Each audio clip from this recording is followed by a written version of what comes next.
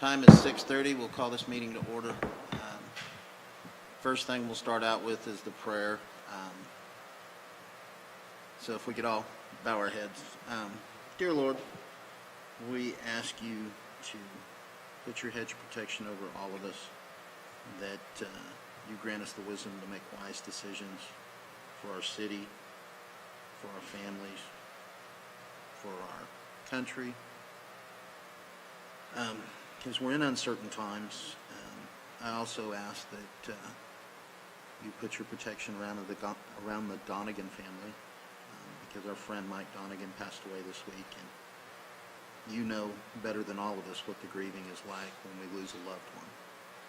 We ask that you care for them and you help ease that grieving so that it goes by quickly so that they can move on with their lives. In your name we pray. Amen.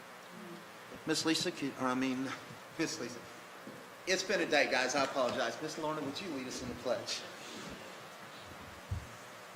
I pledge allegiance to the flag of the United States of America and to the republic for which it stands, one nation, under God, indivisible, with liberty and justice for all.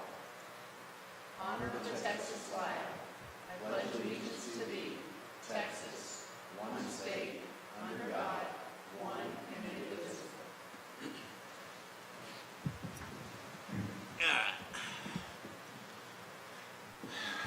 And as I say in every meeting, the rules of decorum are in effect. The next thing was supposed to be a proclamation on the naming of the new public safety building, being the fire station across the way. We were hoping that we would be able to get that done this week. Unfortunately, the man that's going to have that named after him passed away earlier this week. So his family is in the grieving process right now.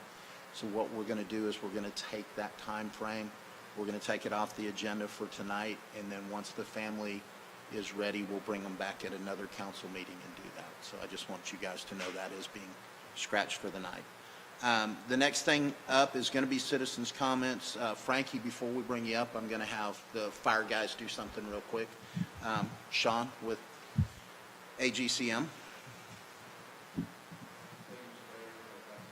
As you can see, we've made quite a bit more progress again since last month. All the tilt wall, the precast panels are up, a lot more framing interior. Also, probably noticed all the drives are poured up to the facility, and also the TxDOT drive going out to the street. So we've been making some pretty good progress. SpeedFab's been ordering, trying to get everything in on time. We're tracking one little issue, but so far we're good. Budget-wise, as you guys see, I updated the budget for you guys. You have it in front of you. We're still on budget.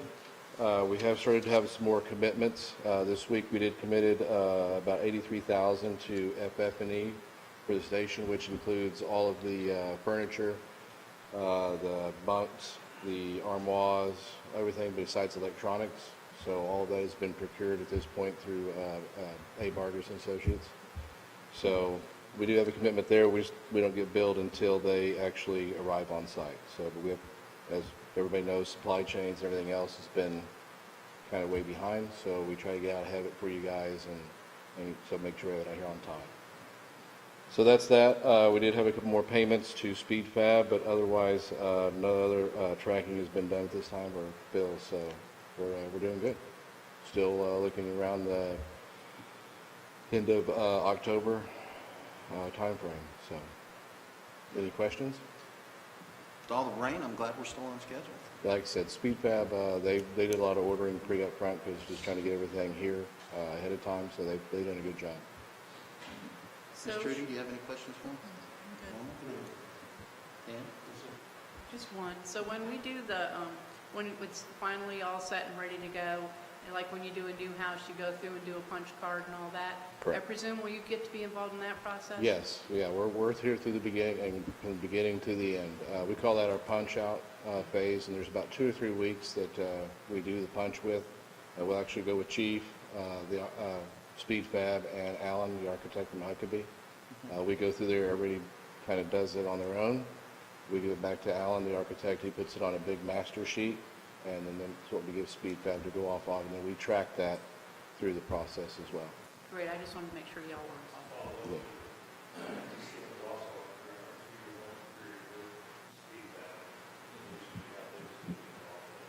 Yeah, so we're here, we're not going anywhere. Yeah, and another thing, during that process, we actually give a form to chief that will, like if a warranty issue does come up, because it transitions from punch to warranty after a substantial completion part of the project. So he'll have a form, fill out, we also track that, and we have a warranty log that we keep up as time goes through, so. Yeah. Thank you. Thank you. Thanks, Sean. All right, Frankie, now you're up.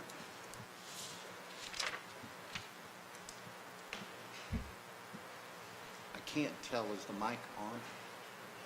The glare, okay, I can't see. There you go. Good evening.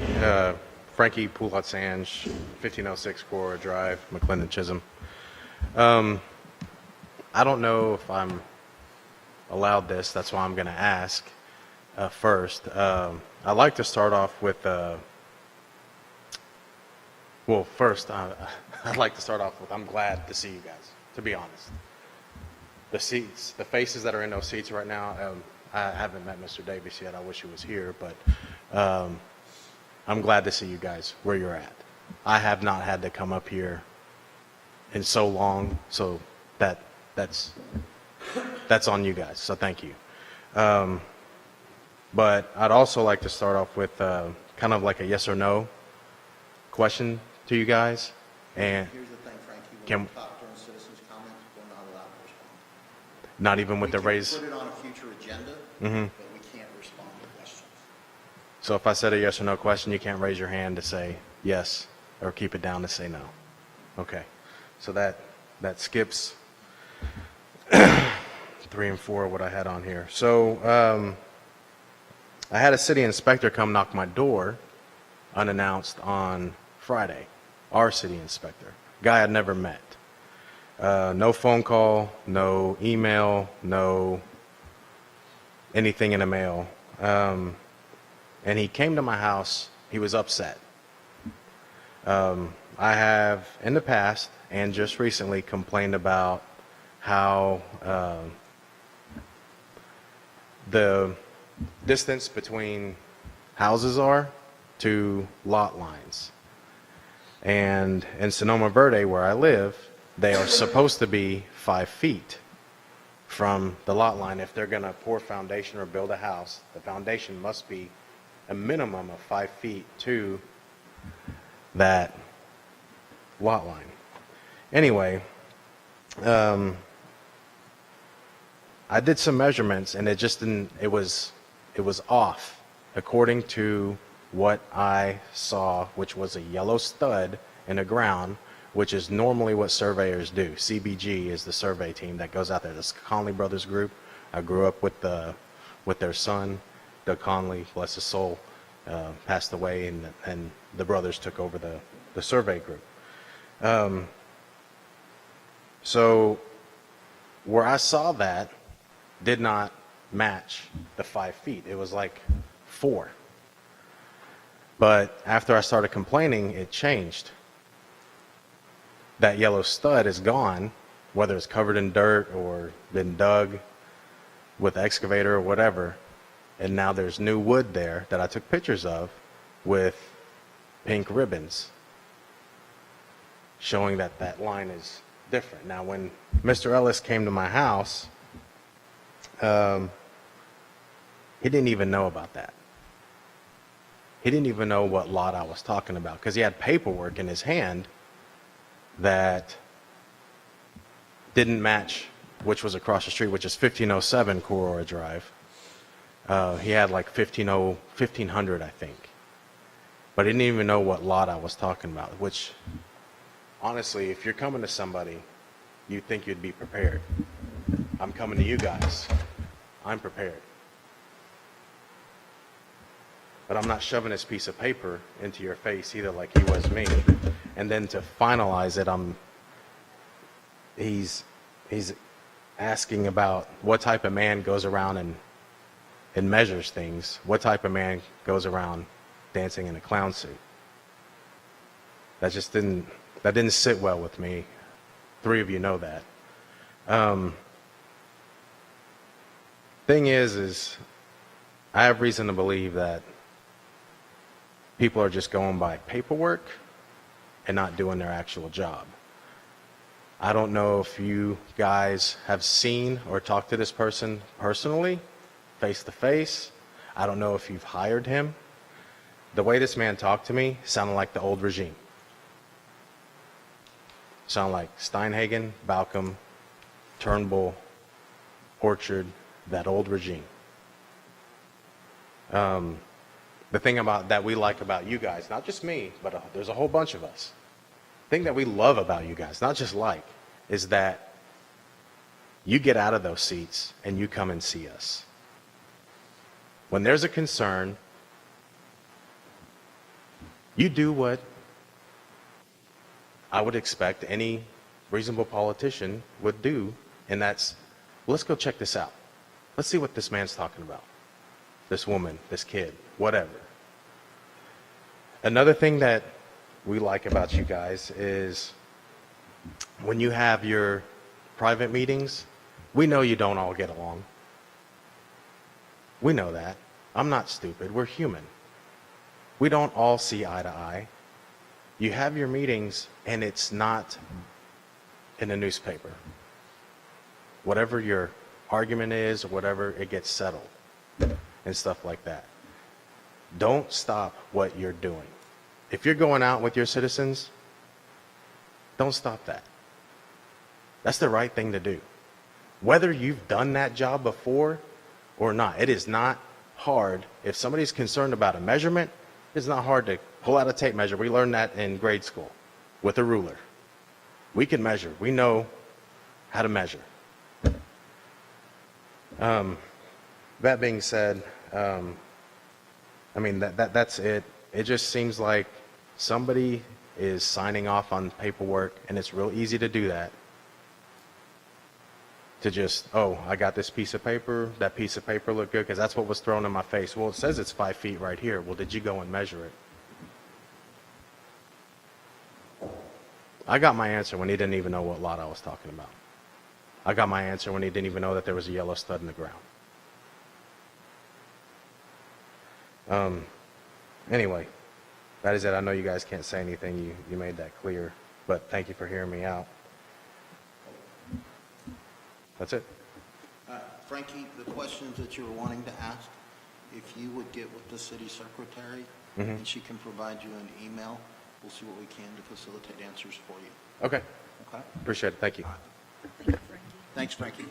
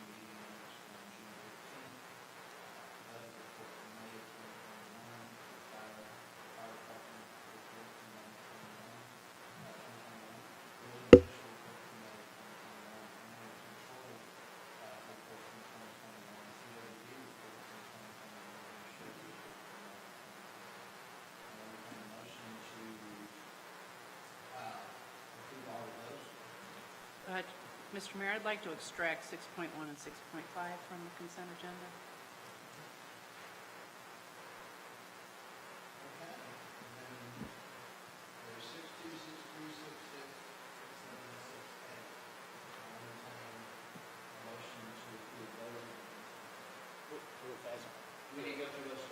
Right, to remove them.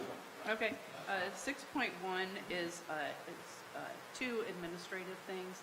One is not, it's, Well, we need to make a motion to remove them. oh, I'd like to make a motion to, I just said she two, wanted yeah. to, right. I'd like to make a motion to remove 6.1 and 6.5 from the consent agenda. Sorry. Got a motion? Got a second? All right, all in favor? All right. Should I go, okay, for item, Payne, sorry. item 6.1, under Adrian Balcom's comments, she called it a GSI map, and I think for accuracy, it's important to say it was a GIS map.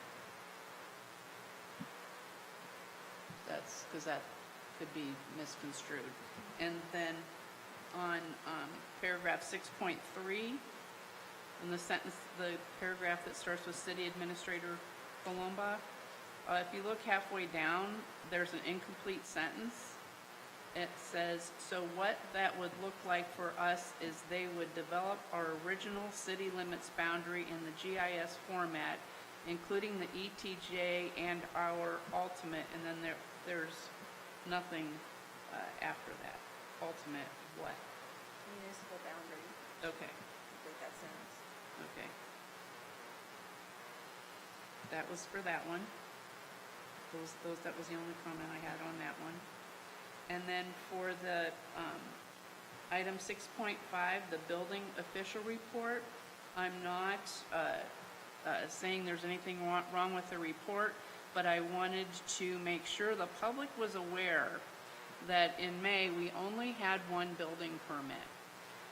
Last year this time, we had, from what I can read in the minutes, we had 99 building permits for 2020 between 1 October and now of 2020. I mean, let me start over. Last year this time, we had 99 building permits. This year this time, we have 33 building permits. So the construction is 2/3 less than what it was last year this time, which means things are slowing down. So this notion that we have a bunch of development in the pipeline is not true. It's just the opposite. So it's just something that I think our public needs to be aware of.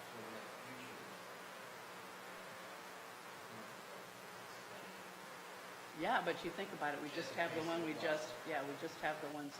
that was recently approved, and that's it. Okay, anyway, that was just my comment. There's no, yes.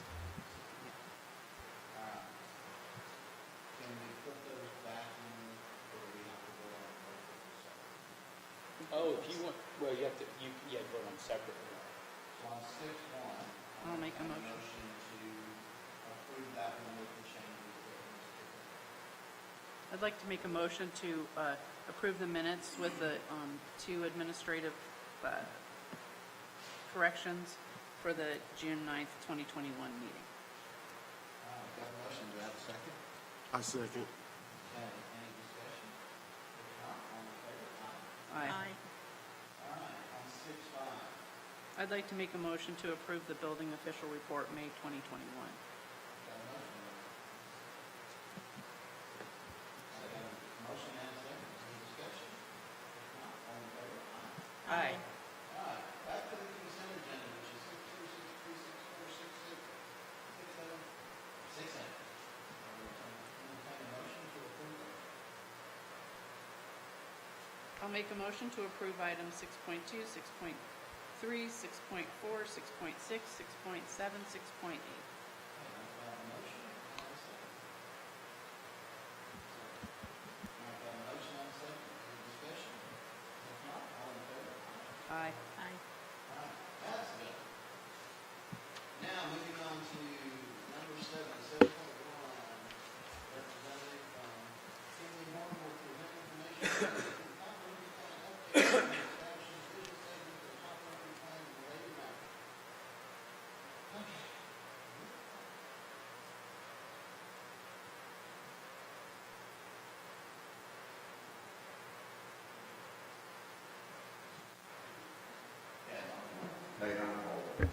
Okay, cool.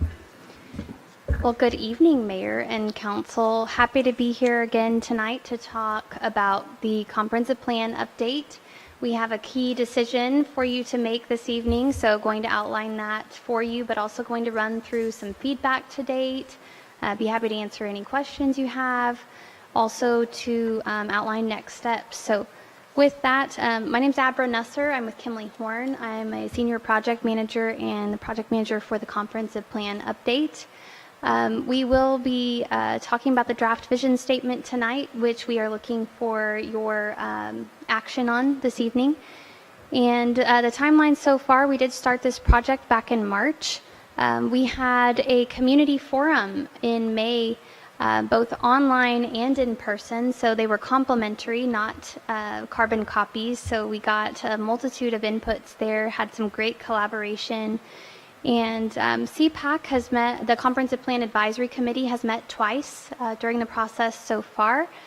So they are making their recommendation this evening to you for the draft vision statement and framework. We have some CPAC members here in attendance if you have any questions of them. One of the things I do want to outline here also is that we have met with TxDOT about State Highway 205.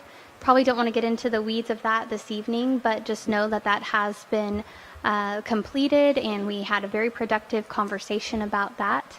And of course, I came to you already to present the community survey report. In terms of the community survey, we did have a great response. Rural small town feel, a large contributor to high level of overall satisfaction for community members. Traffic and infrastructure are concerns and are high priorities for the community to see addressed. Low density development is popular and desirable. And then the desire exists for small local retail shops. And this is just very high level takeaways in addition to what I presented previously. So in person and online, we had a lot of fun just going through mobility priorities. We had that jars of the future exercise that we call it. We talked about levels of urbanization. So I have another slide on that coming up. We had an interactive map online and an ideas wall. You can see that idea wall in the middle at the bottom there. And then in both formats, we talked about lot size and maximum density because that is a topic that has been very popular during the planning process, and wanted to make sure we got some clear direction on that in the community forum. So in terms of high-level takeaways from those, level of urbanization, people really did vote, if you will, to stay fairly rural. There were some other alternatives there, but with those coins that they earned from that choice, the highest spending vote getters were business and retail incentives, parks and recreation, and infrastructure. For the mobility priorities, it was commuter delay, health and safety, and recreation. So health and safety and recreation were tied for second place with the mobility priorities. But commuter delay is at top of mind, and 205 is the star of that show. So as we're approaching the mobility updates, looking at adding additional connections and trying to address some of those concerns. We did have a downtown exercise as well on the online engagement, and survey says yes. So a lot of people interested in some sort of downtown type development. What that means can be further developed, but people are interested in that quaint rural design, some natural elements, and a place to maybe have a cup of coffee, maybe some offices, some shops. So they're interested in having that. In the past, that's been discussed on 205. That is a regional capture for potential sales tax that we can think about.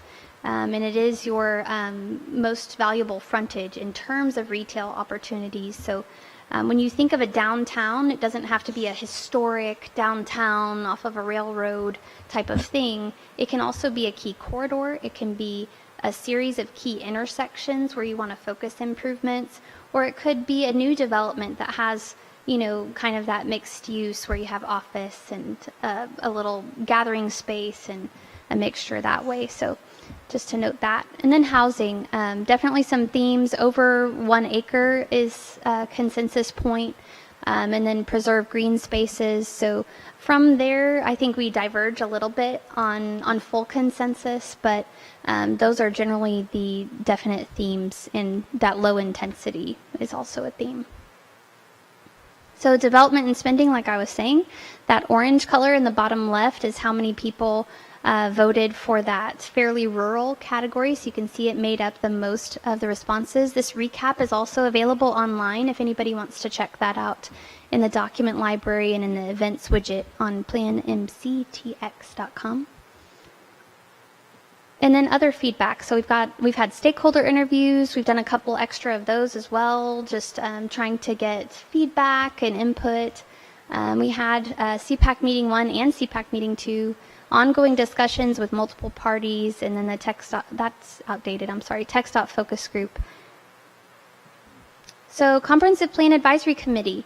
What we've heard so far, and this is kind of high level, is designating floodplain areas as floodplain or green space for the future is something that we think is important to preserve the rural country feel of McLendon-Chisholm.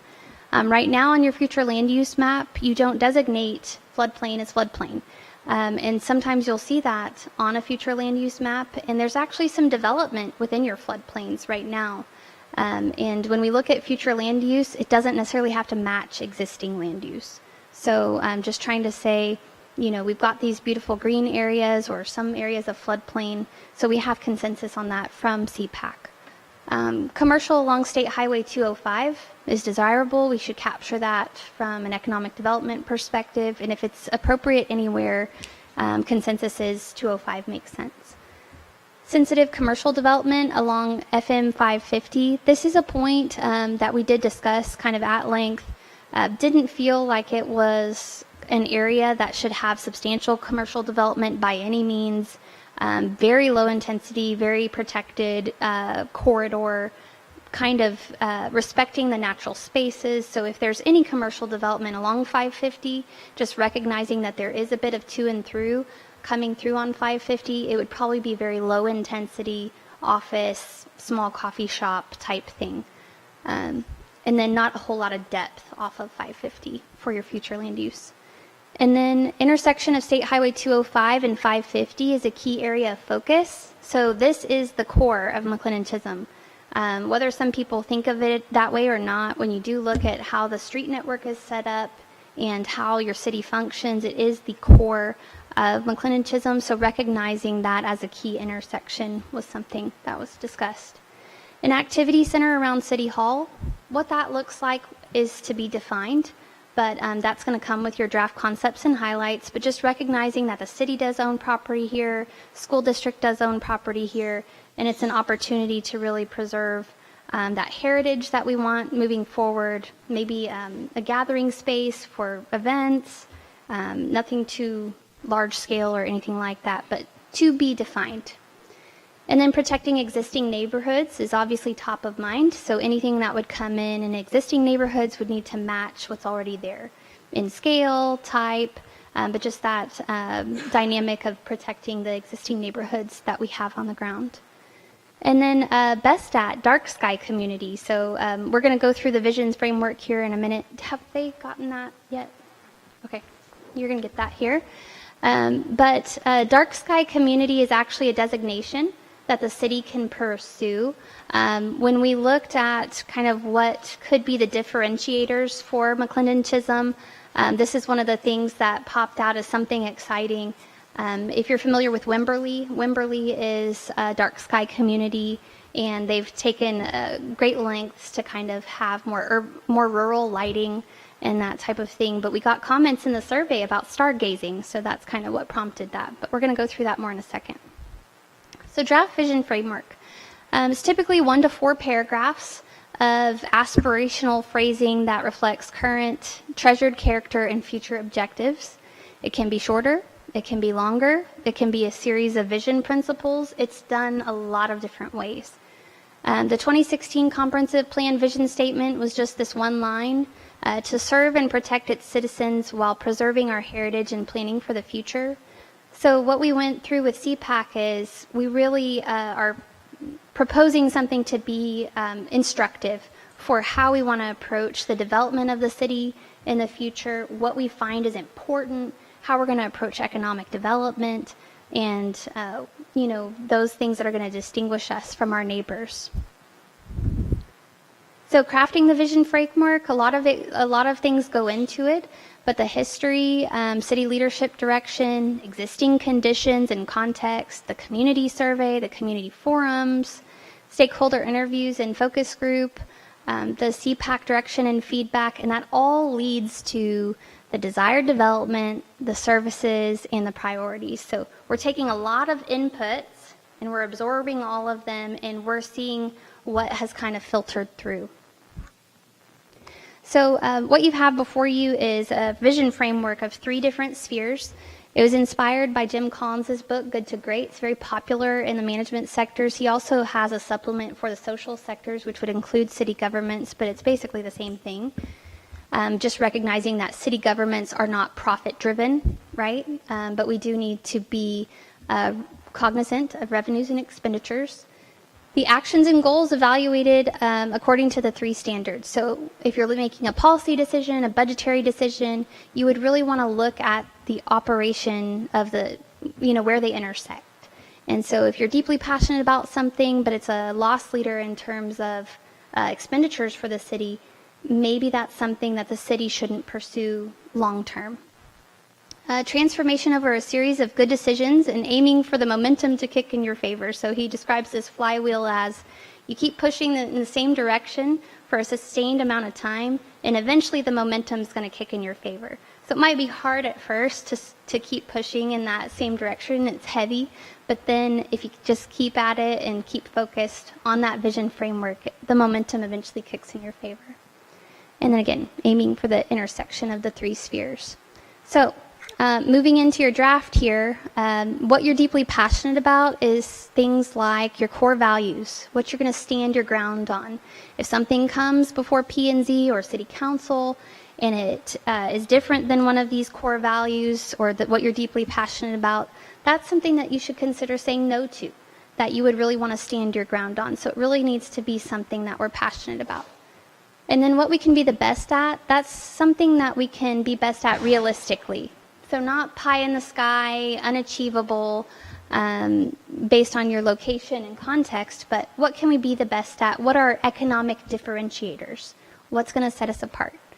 And then fuels our economic engine. That's really our fiscal vitality sphere. What's going to keep us fiscally sustainable over time, knowing what we know about all those inputs that I showed on that other graphic, and where we are today. So here's your draft vision framework. I'm sorry for those in the audience. If you can't see, I think there's a couple of other copies. Oh, look at that. So if you want to follow along. The top framework, the top sphere has what we're deeply passionate about. This is the proposal that CPAC has recommended this evening. They did make a couple of tweaks, so this is the CPAC version. Rural heritage, green spaces and natural areas, neighborly kindness, maintaining country feel, low-density residential development, being great fiscal stewards, and community safety and security. So these are not ranked, but this sphere has a list. And then what we could be the best at: planned and controlled development, peaceful and quiet retreat from urban life, dark sky community, scenic city, grassroots community events, transparency and community engagement. And then what would fuel our economic engine? Conservative spending, brand and identity, community living activity centers, so like that one that we were talking about around City Hall, it would have that country living vibe to it, however it comes through. And then commercial opportunities along State Highway 205 and FM 550, again, much lower intensity on FM 550, but recognizing that 205 is our biggest opportunity for sales tax capture. And then diversified tax base, so not just residential, we really want to have a great diversification of tax base for fiscal sustainability, and then data-driven decision-making. So data isn't always just quantitative numbers. It can also be things like a community survey that's done where you administer it and you kind of watch that baseline, watch your indicators over time, but also receive open-ended feedback that you read. So that's an example of data-driven decision-making that you guys have taken just this year. So want to open it up to discussion here. We are going to chat next steps after this, but this is your key decision to make tonight of whether you would like to approve this or make some changes to it. This is an innovative way of doing a vision framework, but we feel like with the fiscal lens that McLendon-Chisholm has on conservative spending and trying to do economic development in a very strategic way, and also just the values that you guys cherish, we felt like this would be a good fit for you. But again, we're open on format as well. Be happy to stand for discussion on this item. Could you explain further what brand and identity is under Sure. fuels of economic engine? Yep. So that is a concept that would include physical improvements, such as gateways, right? So once you've entered McLendon-Chisholm on 205, you know, because there's that branded gateway feature, whatever it looks like, whatever brand you guys want to put out on the street, literally, it would be that sense of arrival in McLendon-Chisholm. So it can look like physical improvements, signage, all those things. And then it can also look like marketing. So when you want to diversify that tax base, what is your brand in the marketplace? Who is McLendon-Chisholm, and what type of businesses are you trying to attract? So really defining that brand and identity in a narrative portion and also a physical.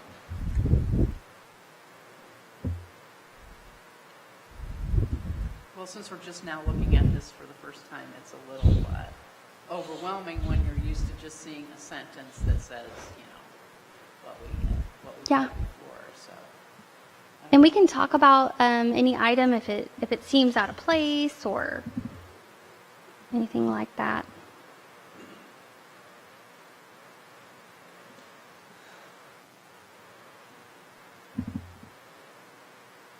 And I also have specific questions I can ask. Does country living activity centers, how would that differ from just a community center, you know, located on this property or wherever? I mean, I don't quite think it's.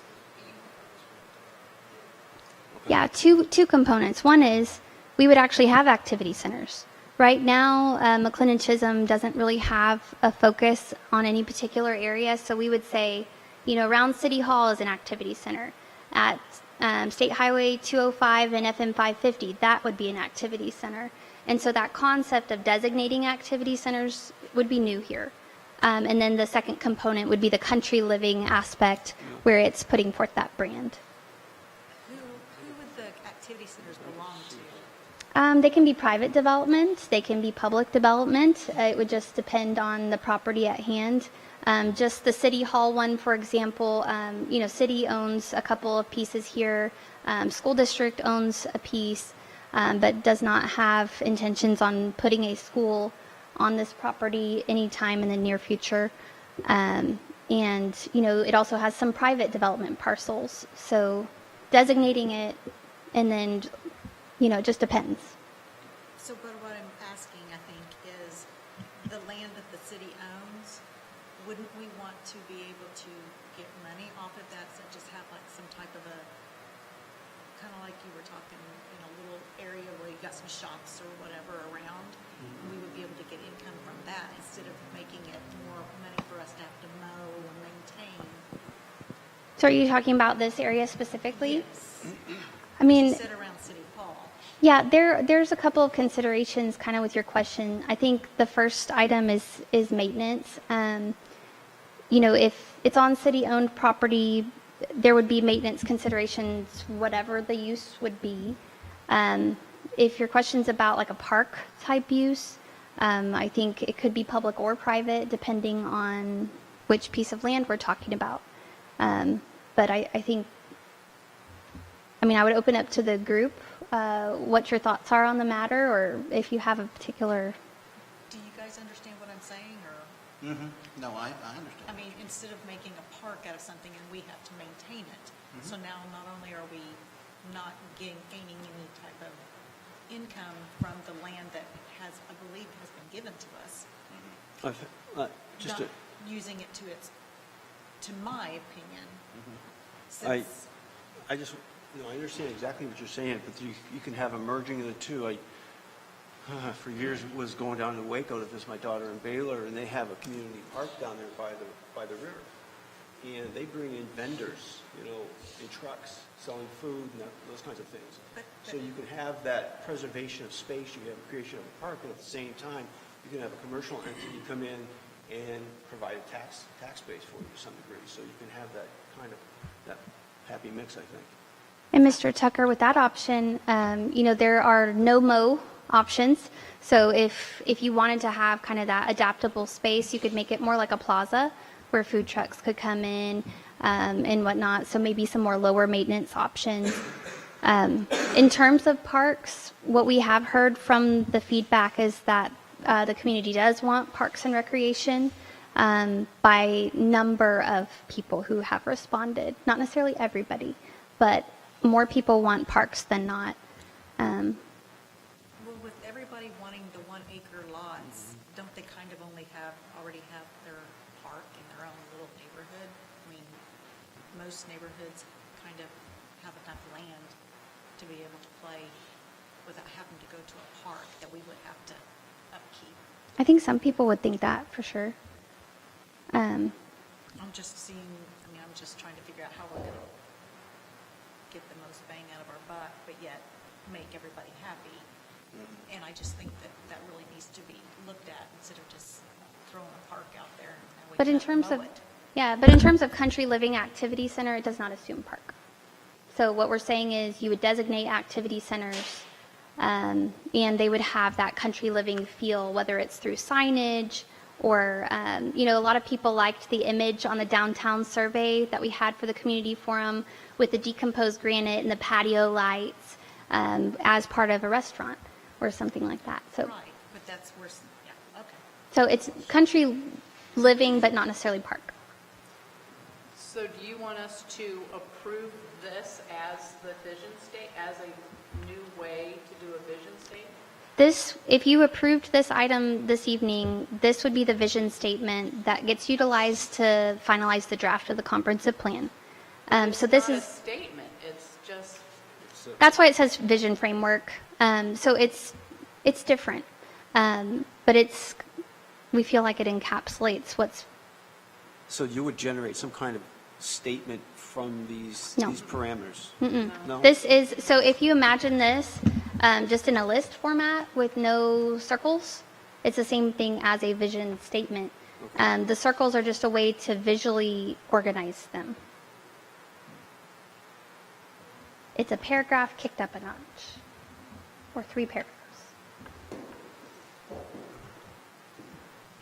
My thoughts on it, and I think given the questions you're asking, given the questions Dan's asked and the questions that Lorna's asked, I think we need a week or two to digest it because it is, as your first statement, it's a lot of information.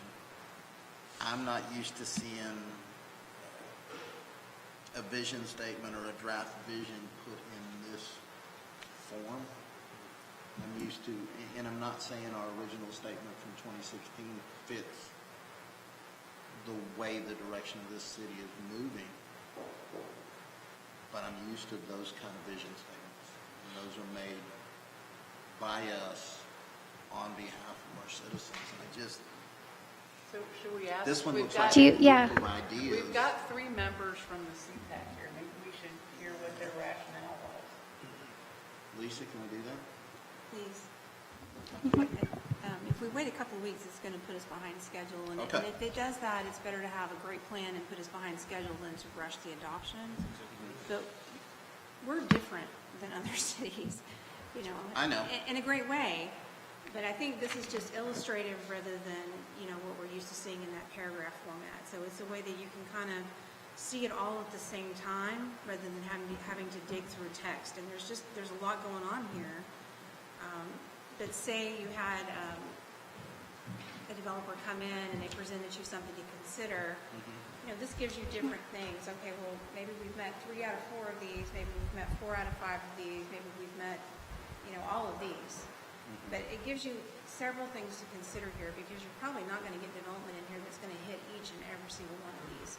But it gives you a big picture to look at versus more of a narrow text. I may have massacred whatever I was trying to say. No, no, so- that's good. And honestly, Your chair is here, so he may want to say a few words as well as a couple of your members and further explain that. But I personally like it. It is different, but I like that it's visual. I like that it's visual. So let me bring this back. Typically, vision statements are pretty broad and difficult to get your head around completely. What we have experienced in our city is we want a rural look and feel, right? I think everybody would agree with that general phrase. Now, what does that mean?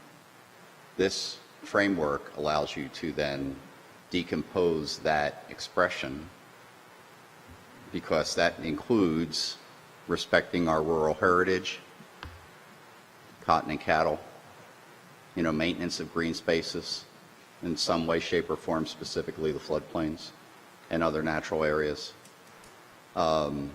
having neighborhood connectivity that allows for that neighborhood kindliness that exists between, so we're not a separate islands in the city.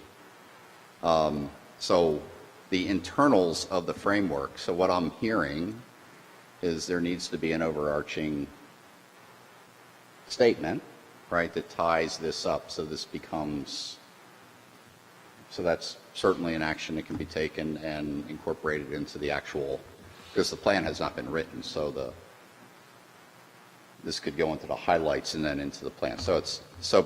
But we were looking for a way, and working with Kimley-Horn, to embrace these larger statements like rural look and feel and actually understand that means. Because if I get 10 people in the room and ask what rural look and feel looks like, I'm going to get 10 different answers.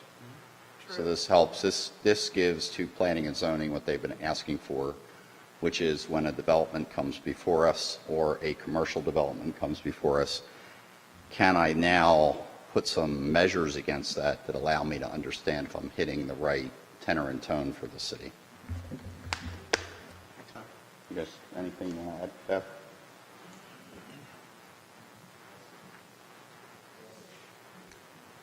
I understand that vision statements are typically paragraphs, and it's what we've all been used to. But McLendon-Chisholm is not normal. Why should our vision statement be a paragraph when it can be something that is easier to understand? As Mark said, it has all the bullet points of everything that the citizens have said they want the city to be. So why does it have to be a paragraph? We don't read paragraphs. We will read bullet points. So even if you leave the graphic in there, what's wrong with that? It shows that we're different and maybe a little more modern. So I would strongly encourage that you try not to do the paragraph format.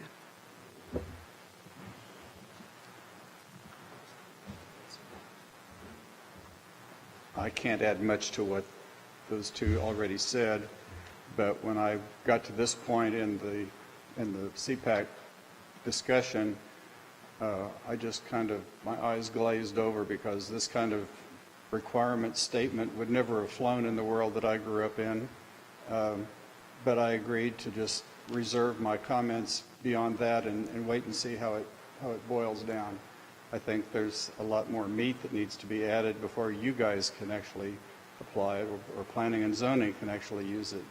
But I'm crossing my fingers and hoping that the experts who do this for a living can make it more palatable, and when we get to the point where it becomes a document that you can actually apply, that it will have the details that you're looking for. Yeah, I've always seen a vision statement as the broad brush, and then everything focuses down from there. This is more than a broad brush. This is pretty specific, which is good for a planner to have those specifics. But I do like, I guess I was thinking, when you have a graph like this and you have shades where things overlap, maybe explain that overlap. Am I making any sense then? Yeah, I mean, you want to operate at the intersection, right, Yeah. which is the overlap. Yeah, Um, and I'm not sure that a planner goes into something about neighborly kindness. Yeah, I do want to be neighborly and I do want to be kind, but maybe a different word, neighborhood interaction or something like that versus kindness. Because kindness is such a fluffy word where, And I think there's not very many cities are going to put out hateful residents needed, you know? Well, this is different. So we operate in a lot of, not the vision framework, I'm talking about neighborly kindness specifically. It's a theme that came out of your community survey.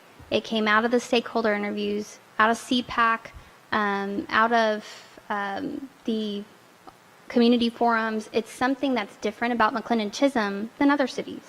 So in the other vision statements that we've written for other cities and their comp plans, this hasn't come up as a theme. Go ahead. Personally, I'm different. Sonoma Verde, when it first kicked off, I thought it was very unique in that the developer really had a voice regardless to what happened in terms of the things that transpired in Sonoma Verde. He personally knocked on doors and got a consensus of maybe what is it that you want in your community. I remember the first Thanksgiving, he personally delivered turkeys to everyone who had purchased to date. I think this really focuses on specifically what the citizens have communicated they want, without all of the conjunctions and verbs and adjectives. It really allows, I guess we would be approving this so that planning and zoning can plan out and use this as a compass. That's their job.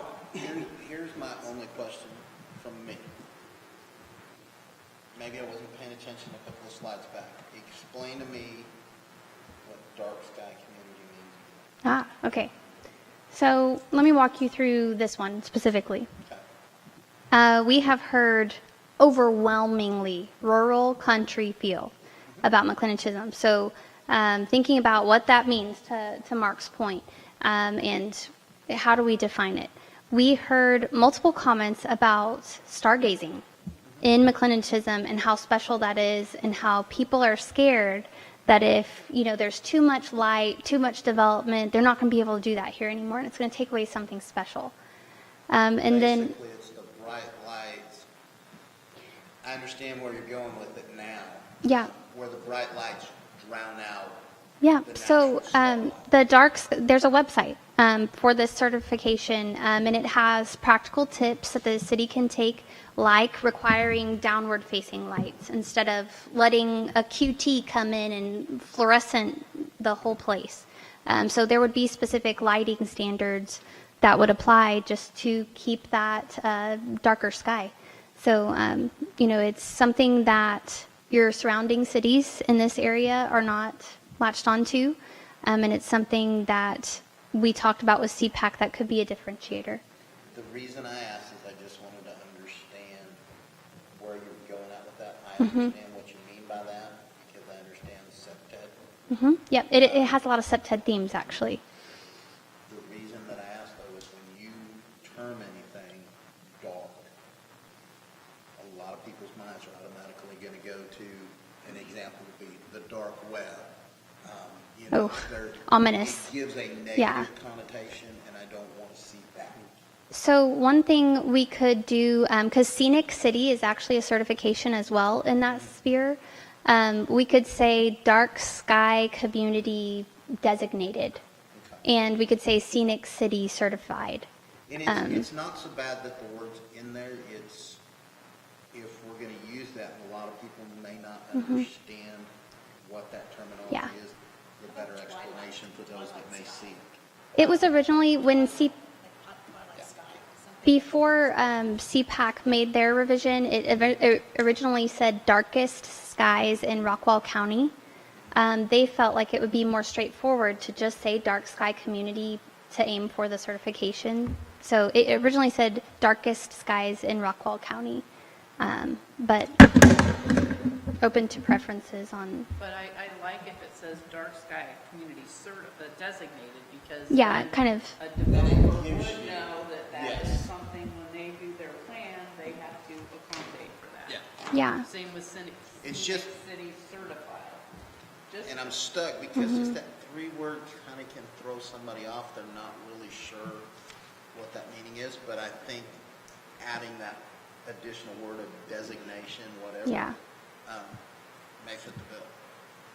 I have a question on the best at planned and controlled development.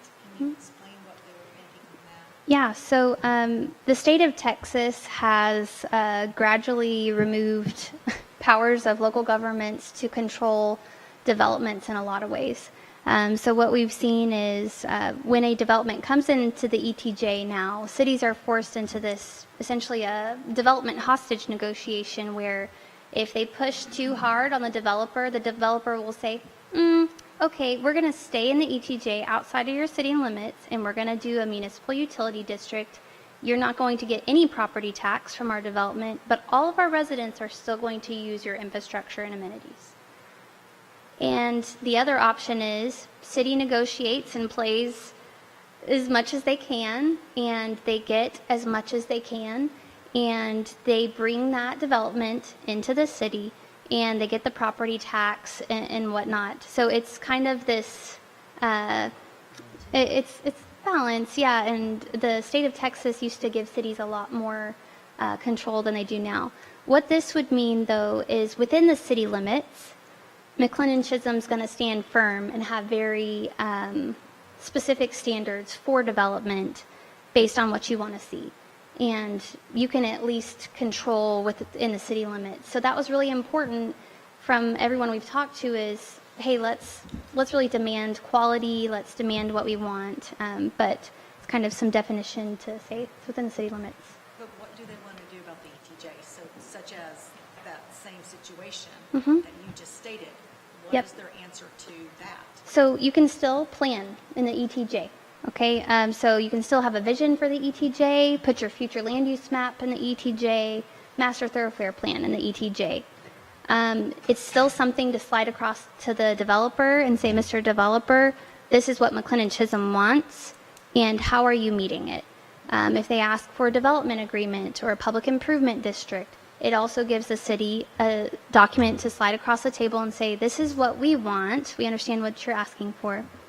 It's just a conversation tool at that point, and you've got to try to get as much as you can. Right, but what I'm asking is, if they don't want to, are our residents of the city okay with that development coming in? Even though we said, no, this is what everybody wants, is everybody still good with that, even though they're still coming, no matter what? I think what she's saying, you know, in the questions and answers that you saw in the survey and the follow-on discussion, do you think people still want the development to come in to the ETJ and not get the benefits, or do you think the citizens would be accommodating of subdivision coming into the city, even though it was higher density? I can't speak for all the citizens, but I can tell you what I do know. Development's coming in anyway, whether you like it or not. So I think the city leadership is in a position, right, to say, okay, we can just say, no, we don't want that, and it's going to come in anyway. Or you can say, let's try to negotiate. And let's slide our vision across the table and say, how are you going to meet it? And try to incentivize through development agreements and all these things. Now, the average citizen does not understand or have been exposed to the dynamics of municipal utility districts, city limit lines, annexation, all of that. There are some people who know about it. But, I mean, if you poll your family members in Texas, most of them will not know kind of the dynamics at play. But you So- didn't get any feel for that in the survey or the follow-on. There are certain things, I can't answer your question directly, and I'm not trying to evade it, but I do not have a specific poll on that question. You see, that was the What we most did important get, thing for me on this whole But what we did get, Full survey. but what we did get input on is that people prefer low-density development. So we know that. We got that But feedback. do they know the repercussions of it? So that's, We did, that's education. I think, I yeah. just wish we could put out education along with this survey so that they're not answering questions. And I probably should be just quiet, so I get it. It's kind of out of the, Well, now the lot size dynamic was not on the community survey, but we did include it in both community forums, the in-person and online, to talk about maximum density versus minimum lot size. And we were available to have those discussions, and we did with multiple community members during the in-person. And we're clear that people do prefer low density. That, what you're describing is a very extensive educational piece that needs to be ongoing, and unfortunately it changes every other year. So I think, McLendon-Chisholm can continue those conversations, but open to more discussion on it. so Dan, you sat on P&Z for 2 years. Would you have found something like this to be a good guide for you to start with? I think this versus what we had that was developed out of 15 to 16 to 40, this is much more informative. There's no doubt, much more, this is much more direction. It doesn't particularly appeal to me. I'm a advocate of written word paragraph. All my life, no choices. I would like really kind of a combination of the two.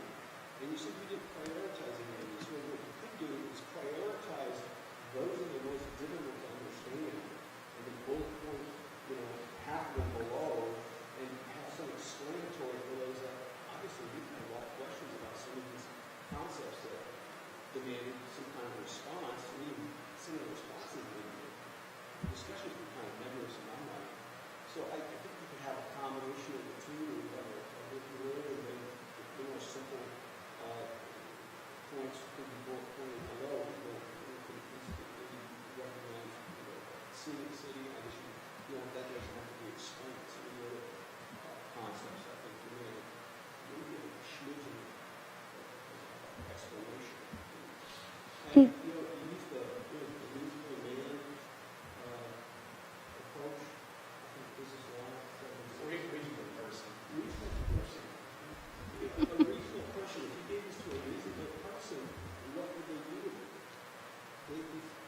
Some people would instantly aggravate towards it, but a lot of people, I think, have to take time. I think you need that explanation. You're talking about the average citizen in Chisholm, not people that follow all the goings on of government, but you do, you yourself are involved on a daily basis. So that's the appeal you have to make, not to us necessarily, but we're here to kind of lay a groundwork for these folks to be able to understand where we're coming from.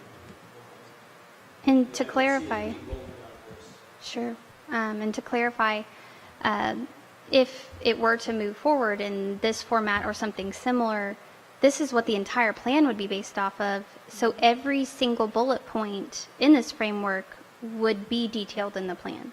So for example, the best stat sphere, that's your economic development, right?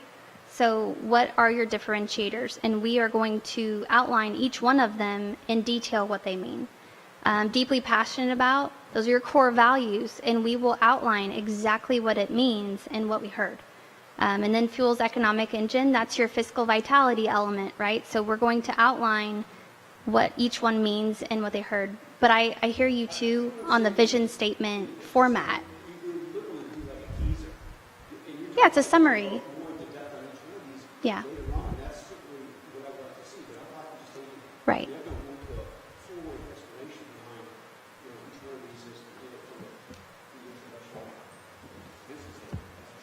Sure. And to Mark's suggestion, maybe to kind of merge the two, kind of like you're recommending as well, we can make a statement that encapsulates this. A lot of times we call that a 25-year goal, and it kind of merges everything together in a succinct statement to complement this. So that's an option for your consideration. I mean, I personally would like a statement to tie all this together. But the question would be, do you want both or just that?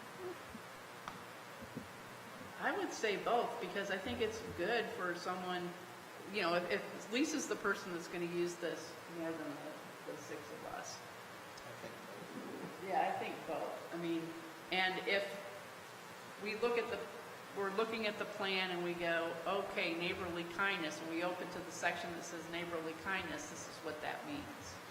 We open to the section maintain country field, this is what that means. Yeah. But this is the outline, the overview. Yeah. It's an executive summary, but the plan is going to detail But we each of don't them. want to have any different interpretations, such as we had earlier about what actually a dark sky is. Sure. We want that reader to know.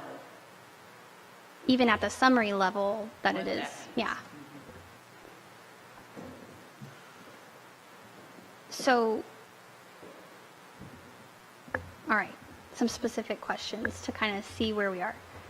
Do we agree that we should have this format in addition to a 25-year goal statement that encapsulates all of it?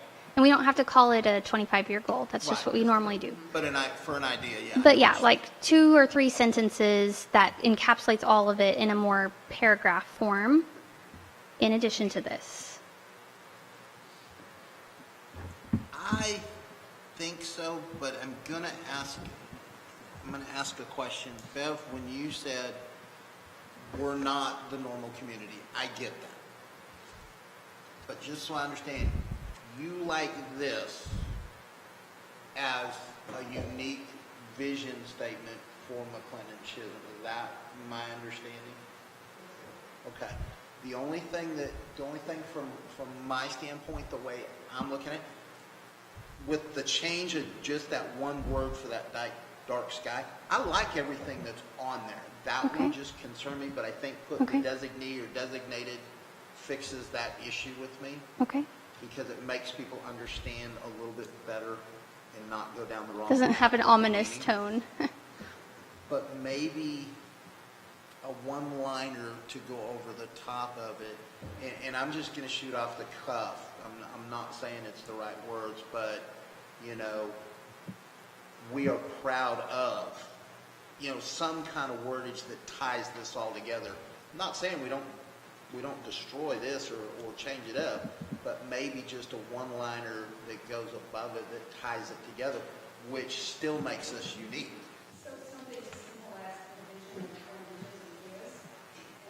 It could be. I'm not saying, I'm not a wordsmith, so I'm not perfect on the right words. But something that could, because I think that would tie it all together. And it doesn't necessarily mean a long paragraph and then this is off to one side. Yeah. It's just maybe a one-liner that goes above it, goes around it. I don't know. You guys are the ones that know how to make it look pretty. Yeah. I mean, typically it has a whole intro above Right. it and yeah. But does that Does that address kind of your fit 2 what you're comments? saying as well? Because she's already said they're going to go more in depth in it. Yeah. Mm-hmm. Yeah, I just think this needs to be explained a little bit. Mm-hmm. Yes, ma'am. Okay. So I guess, because it's not really a motion item, you've got it as It is for action this evening. action. But I do have a clarification real quick. Yes, ma'am. Yes, ma'am. So in addition to dark sky community certification or designation or whatever Whatever word, the right word is at the end of it. would we you know. like to also add scenic city certification? Yeah. Okay. Okay. Is there any others you want to just add or change a name? Because that is like a particular How sort would of, it change it, council, if we change neighborly kindness to neighborly connectivity? Neighborly kindness to neighborly connectivity, or neighborly cohesiveness. I mean, we're trying to. How about neighborly community versus Kind. the other word? Sure. Yes, ma'am. please. You've seen this before. This is I our know. first Yeah. time. But I think what you guys are reading into neighborly kindness is me being kind to my next door neighbor. Neighborly kindness in this aspect to me means when a developer looks at this and he is planning his development, he is being a kind neighbor to what's beside him, Okay. to the development beside him, to the pasture beside him, to City Hall, whatever happens to be next to him. This does not necessarily mean me being nice to my next door neighbor, Then- even though I am, and they're nice to me, and we get along great. But it's more about neighborly in a holistic, Then let me thought- ask you this, Bev. Is neighborly the right word, or is it community kindness? I think they're probably maybe Too interchangeable. broad? Well, neighborly is what came out in the Okay, and that's survey. fine. That's fine.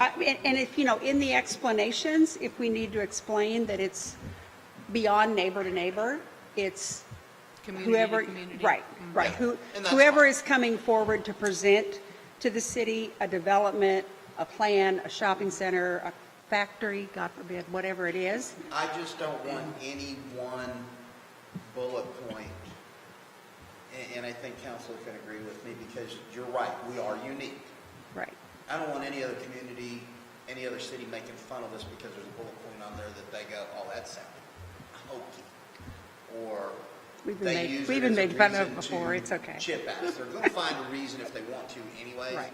But I want to minimize that and it not make us look dumb, for lack of a better term. I think this makes us look advanced myself. Ma'am. I think this makes us look advanced. I agree with you. Yeah. That one is the one, and you've already addressed it. Well, and Keith, when they talk about dark sky communities or certification, think about Marfa, Alpine. No, I know. It's And I a true certification. It's I not, understood it. I just want to make sure that's Yeah. the path she was going Yeah. down. But your average person, whether we bring them on P&Z, Board of Adjustment, City Council, or they're just somebody who likes to stay really, really involved, they may not know what that means. I know because I'm trained down that path. right. And matter of fact, I was working on it last night. So that's why I wanted to ask the question.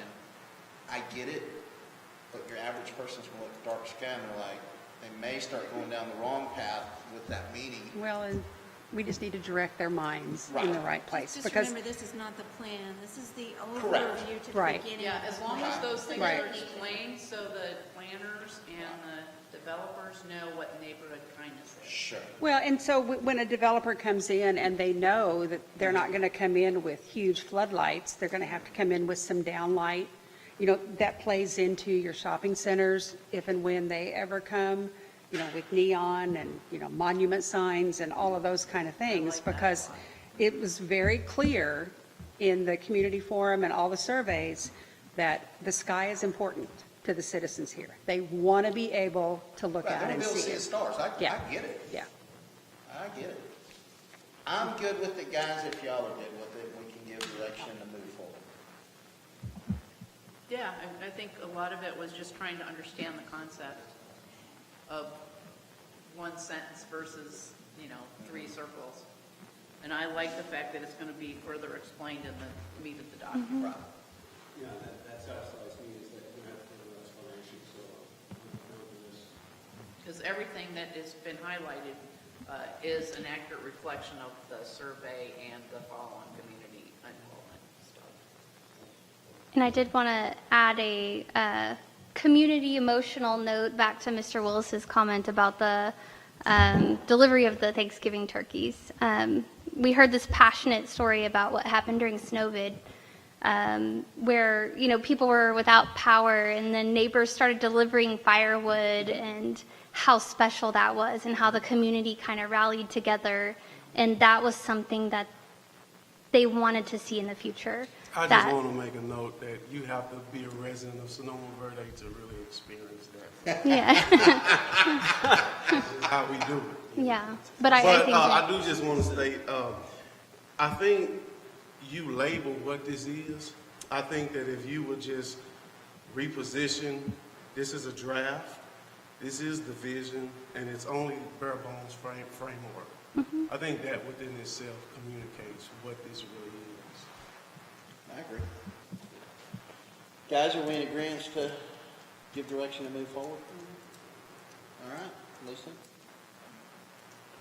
Vote. Guys, thank you for, I think Abra might appreciate, we've got direction on here, but the direction, I think, can be in the form of a motion. I think maybe Okay. Kimley-Horn might appreciate okay. a stronger direction. I'll entertain a motion to move forward on this. I'll make a motion to move forward on the draft vision framework. As presented, Huh? as presented. As presented. With the condition to change the- dark sky community to dark sky community designated Yes, and scenic city certified. yes. With those changes, with changes. And With the those introductory Introductory. line above it. Yes. All right, I've got a motion. Do I have a second? I'll second the motion. Any discussion or any further discussion? If not, all in favor? Aye. Aye. Show that unanimous. Thank you so much. Great. And guys, Thank you. thank you for the hard work and the explanation. Yeah. We really do appreciate it. Thanks for coming. Look You forward got to it. showing We you the go. next step. Oh, Did you got a little bit more? I just wanted to go over timeline real Oh, quick. yes, I'm ma'am. so sorry. Finish that part. We just got so taken away with the vision framework. So coming up, we've got draft concepts and highlights, community review, draft plan, and adoption. We've got some specific dates here for you. So final CPAC meeting will be July 12th, and that will be to review draft concepts and highlights, which will include the future land use map, the master thoroughfare plan, and major strategies and actions of the document as drafted. July 26th to August 8th, community review of draft concepts and highlights. So that presentation PDF will be posted online for review, where everyone can see those draft concepts and highlights and provide comments at that time. August 16th through August 23rd, draft plan for staff and CPAC review. We're doing something pretty exciting. From a draft plan review, CPAC will have an adopted element where they can kind of really focus in on a specific section, review it, go in detail, and provide comments that will then be collected by Lisa and Mark in a format that's going to result in one markup back to us of direction for things to revise. So giving CPAC that opportunity to put their fingerprint on it in addition to staff. And then August 30th to September 5th, draft plan, the full draft plan, online for public review and comment. So people can, so when it gets to public hearing time, we all know that it was up for this duration for people to read and review at that time. And then September 9th, P&Z public hearing, we're doing a two-phase for both. So P&Z public hearing September 9th, and you can see the dates there, but final adoption would be September 29th for City Council. I'm really glad you're doing a public hearing and then the next week letting P&Z do the vote and the discussion, because it would be hard to do it all on the same day. Same with us. I think a second look is very advisable. Great. Absolutely. Okay, now I'm really done. Thank you so much. No problem. Thanks. All right, moving on to 7.2, discussion action regarding additional funds for an additional $20,000 over and above the previously approved amount of $110,000 for road maintenance within Sonoma Verde Public Improvement District Phase 1. Ms. Lisa? Yes, sir. So a couple of weeks ago, I brought to you the repairs that were needed in Sonoma Verde. Most of you are well aware of the pavement failures in Phase 1. Once they got in there, they discovered a couple of other things, which seems to be the way things go. One of those was on Via Toscana, where we had the three very bad areas there, and one in particular right before you get to the bridge. Those areas, once they got in there and they cut out the pavement, it looked like the lime subgrade was not adequate to start with, and the concrete thickness was not enough. And so it looked like those were potential causes of that failure, although there could have been other factors at play too. So they needed to increase the thickness of that and not make it the level that it was, but actually make it thicker and stronger so that it won't fail again. We went back and we looked at the strength and analysis reports of when that was, poured to see what the heck happened. They passed all their tests. So when they pour these little molds of things and then they do the testing on it, it looked good at the time. But for whatever reason, when they cut these out, these particular spots here, it looked like something was off. So it was going to be a little bit more money here to fill those and make those to withstand the test of time here. The other one is Intessa really needed repairs too, and for whatever reason, it was left off the list, but they decided that it really needed to be repaired in this group rather than wait another year for the next group because it was Cost in us pretty more bad shape. down the road. And I think I have a pack, it's not on my slide, but it's in your packet. You can see that, that Intessa repair, where you see the cracking going one direction and you actually see another failure kind of on another way. So even though I'm actually requesting the funds, the work has been done. The developer fronted the money. So we can approach it in one of two ways. You could consider approval and the money could come out of the Sonoma remaining funds that we have. Or when the developer, he had committed to another $100,000 at a later date, we could reduce that down accordingly. And so maybe later he would commit 80,000 versus 100. So we could do it a couple of different ways. So I went ahead and requested just to pay him off at this time, but if you prefer to handle it a different way, you don't have to take action now, and we could look at reducing that commitment of 100,000 at a later date when they issue the next set of bonds. I have a question. Yes, sir. So in this particular area, the concrete was thin. Did you have paperwork on that, did you say? So I guess my question is I have the original strength and analysis reports from when it was poured, saying that it was adequate. so the strength and analysis report is not indicative of the thickness of it, correct? I'm just saying what they cut out doesn't So I appear guess what I'm saying to is match you're the saying based on rest. the report at the time, it was okay, but now it's thin. Is there a situation where with time it thin? And I guess my question is, if so, at what point will we consider looking at a cause to really do a fix rather than just a Band-Aid? And I understand it's out of warranty, but it just seemed like this spot being 20 feet down the road, 12 months from there, we got another spot being 50 feet down the street is another spot, because in strengthening that one spot, it's just going to be the next weakest link in the track in terms of where we're going to have another failure. So I guess my question is, what is a fix, or what can we do to fix versus just here's 20 grand, here's 100 grand, and then that's just constantly getting depleted.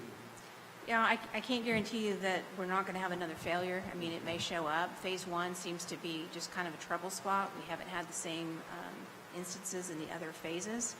I think they learned a lot from phase one. I think, about the soil, and then it's a little bit different. I had 3 engineers look at it, and they believe that this is the fix, and that, I'm not saying it will never fail again, or that, down the road won't fail. But these seem to be, at least on Via Toscana, kind of isolated. Other reasons for failure may have been caused by something else, but the thickness and the lime subgrade in these particular spots, it was just noted when they cut it out to repair it, that it needed a little bit more. But I think this is the fix, and we do have a 1-year warranty on the repairs, and I think that's probably the best you're going to be able to do.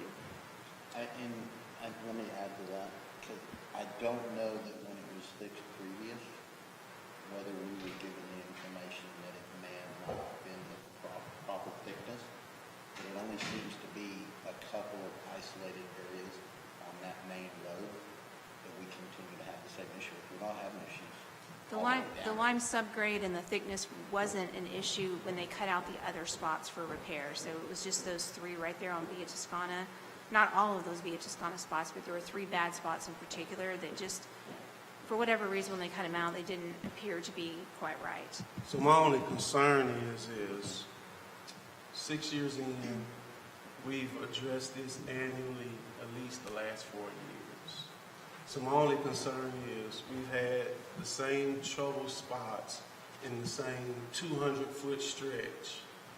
So I guess at what point are we going to just continue to do spot treatment versus do we need to consider cost to replace that hole?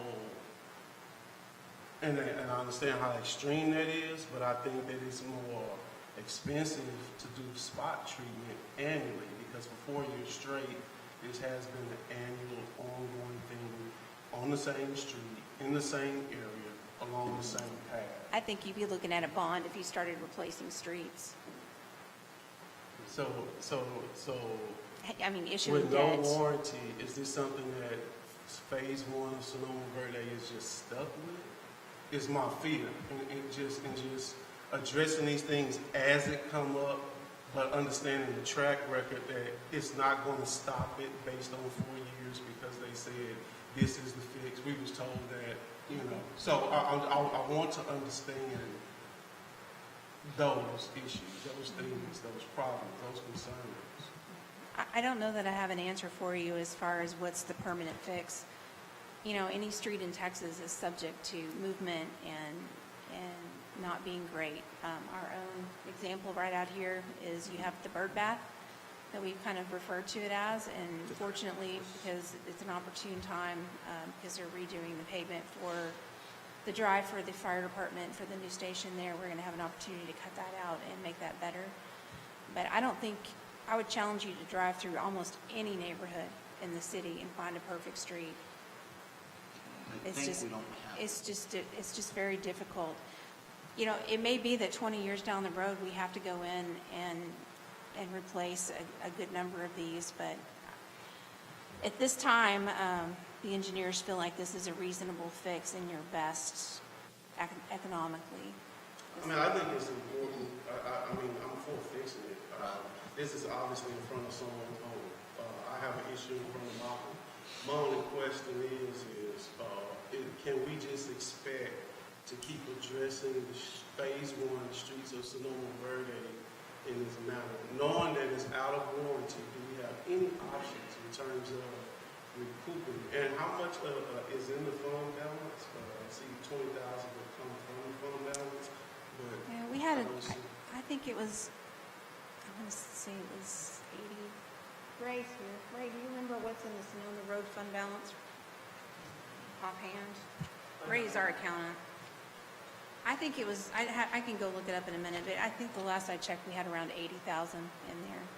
Well, I think what might answer your question is giving Lisa some direction on, I get where he's saying, are we gonna, The work is done. for lack of a better term of Because- Band-Aiding? Right, because what we risked if we stopped them at the point where they were already in there, we were looking at a significant delay to get them back. It took a long time to get something scheduled to get We got it repaired. fixed. So since they were already out there doing the work and the developer agreed to just front the money at his own risk, knowing that council could totally just say no. Here's my question, Lisa, and I think this may address what he's asking, is I get they did a pressure test when it was originally built. There's testing for all that. Maybe get them to give us some clarification. If hypothetically the requirements are, 2 inches of lime, 6 inches of concrete with rebar in it, whatever. I'm not a road builder, so I don't know. Is there a way, now that it's already existing in place, what can they do to test those to tell us that it's going to hold up or that it's capable of sustaining? Or is there a way to test it to go, it's thick enough, that it meets the requirements? Because if there is, maybe we need to do some spot checks all the way down that particular stretch to make sure we don't have a continuing problem. I don't know, but those are just, I think that would help address, is it going to be an every year, every other year Band-Aid to repair it? Is maybe, what's that cost? Gary, do you have an answer for that? I can give you the response that our neighborhood had when we had Okay. our street was asphalt and it was over 30 years old. Okay. We've been doing patchwork repairs for decades. Uh-huh. And finally reached the point where we convinced the neighborhood that it was beyond continuing patching because the whole thing was wrong. Right.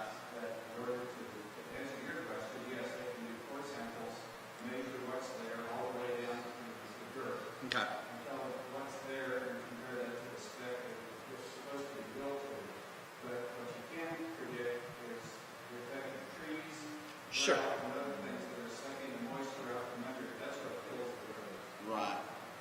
maybe we could find out if, you know, what would it cost to do some spot checks all the way down the road to make sure we don't have more future problems, and maybe not economically feasible. I don't know. Well, I'm afraid it probably won't be, but I'm happy to ask the question. Thank you. Will that help? Thank you. I just want to know, looking at the history moving forward, this is not sustainable. Every year, this is not sustainable. In front of my personal home, we've addressed it twice, and the same issue has already come back. They tore it out, reported. The next year they came back, drilled holes, put insulation foam, stood it up, thought that was going to get fixed. It's just too much money that's just being flushed in the commode, and it's not really fixed. It's just a way. I just had that question. Okay, so I think if we can get that answer as to what that cost might be, and then we'll address it from there, whether or not we want to do that. All right. I've got a question on this. It seems that it's on Via Toscano.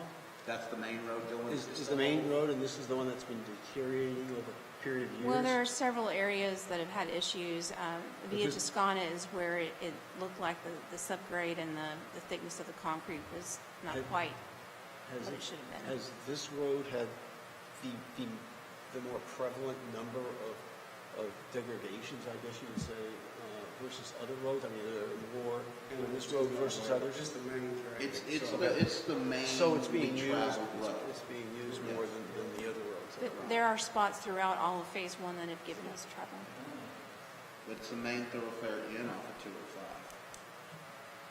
Okay, so that's the reason, a good part of it.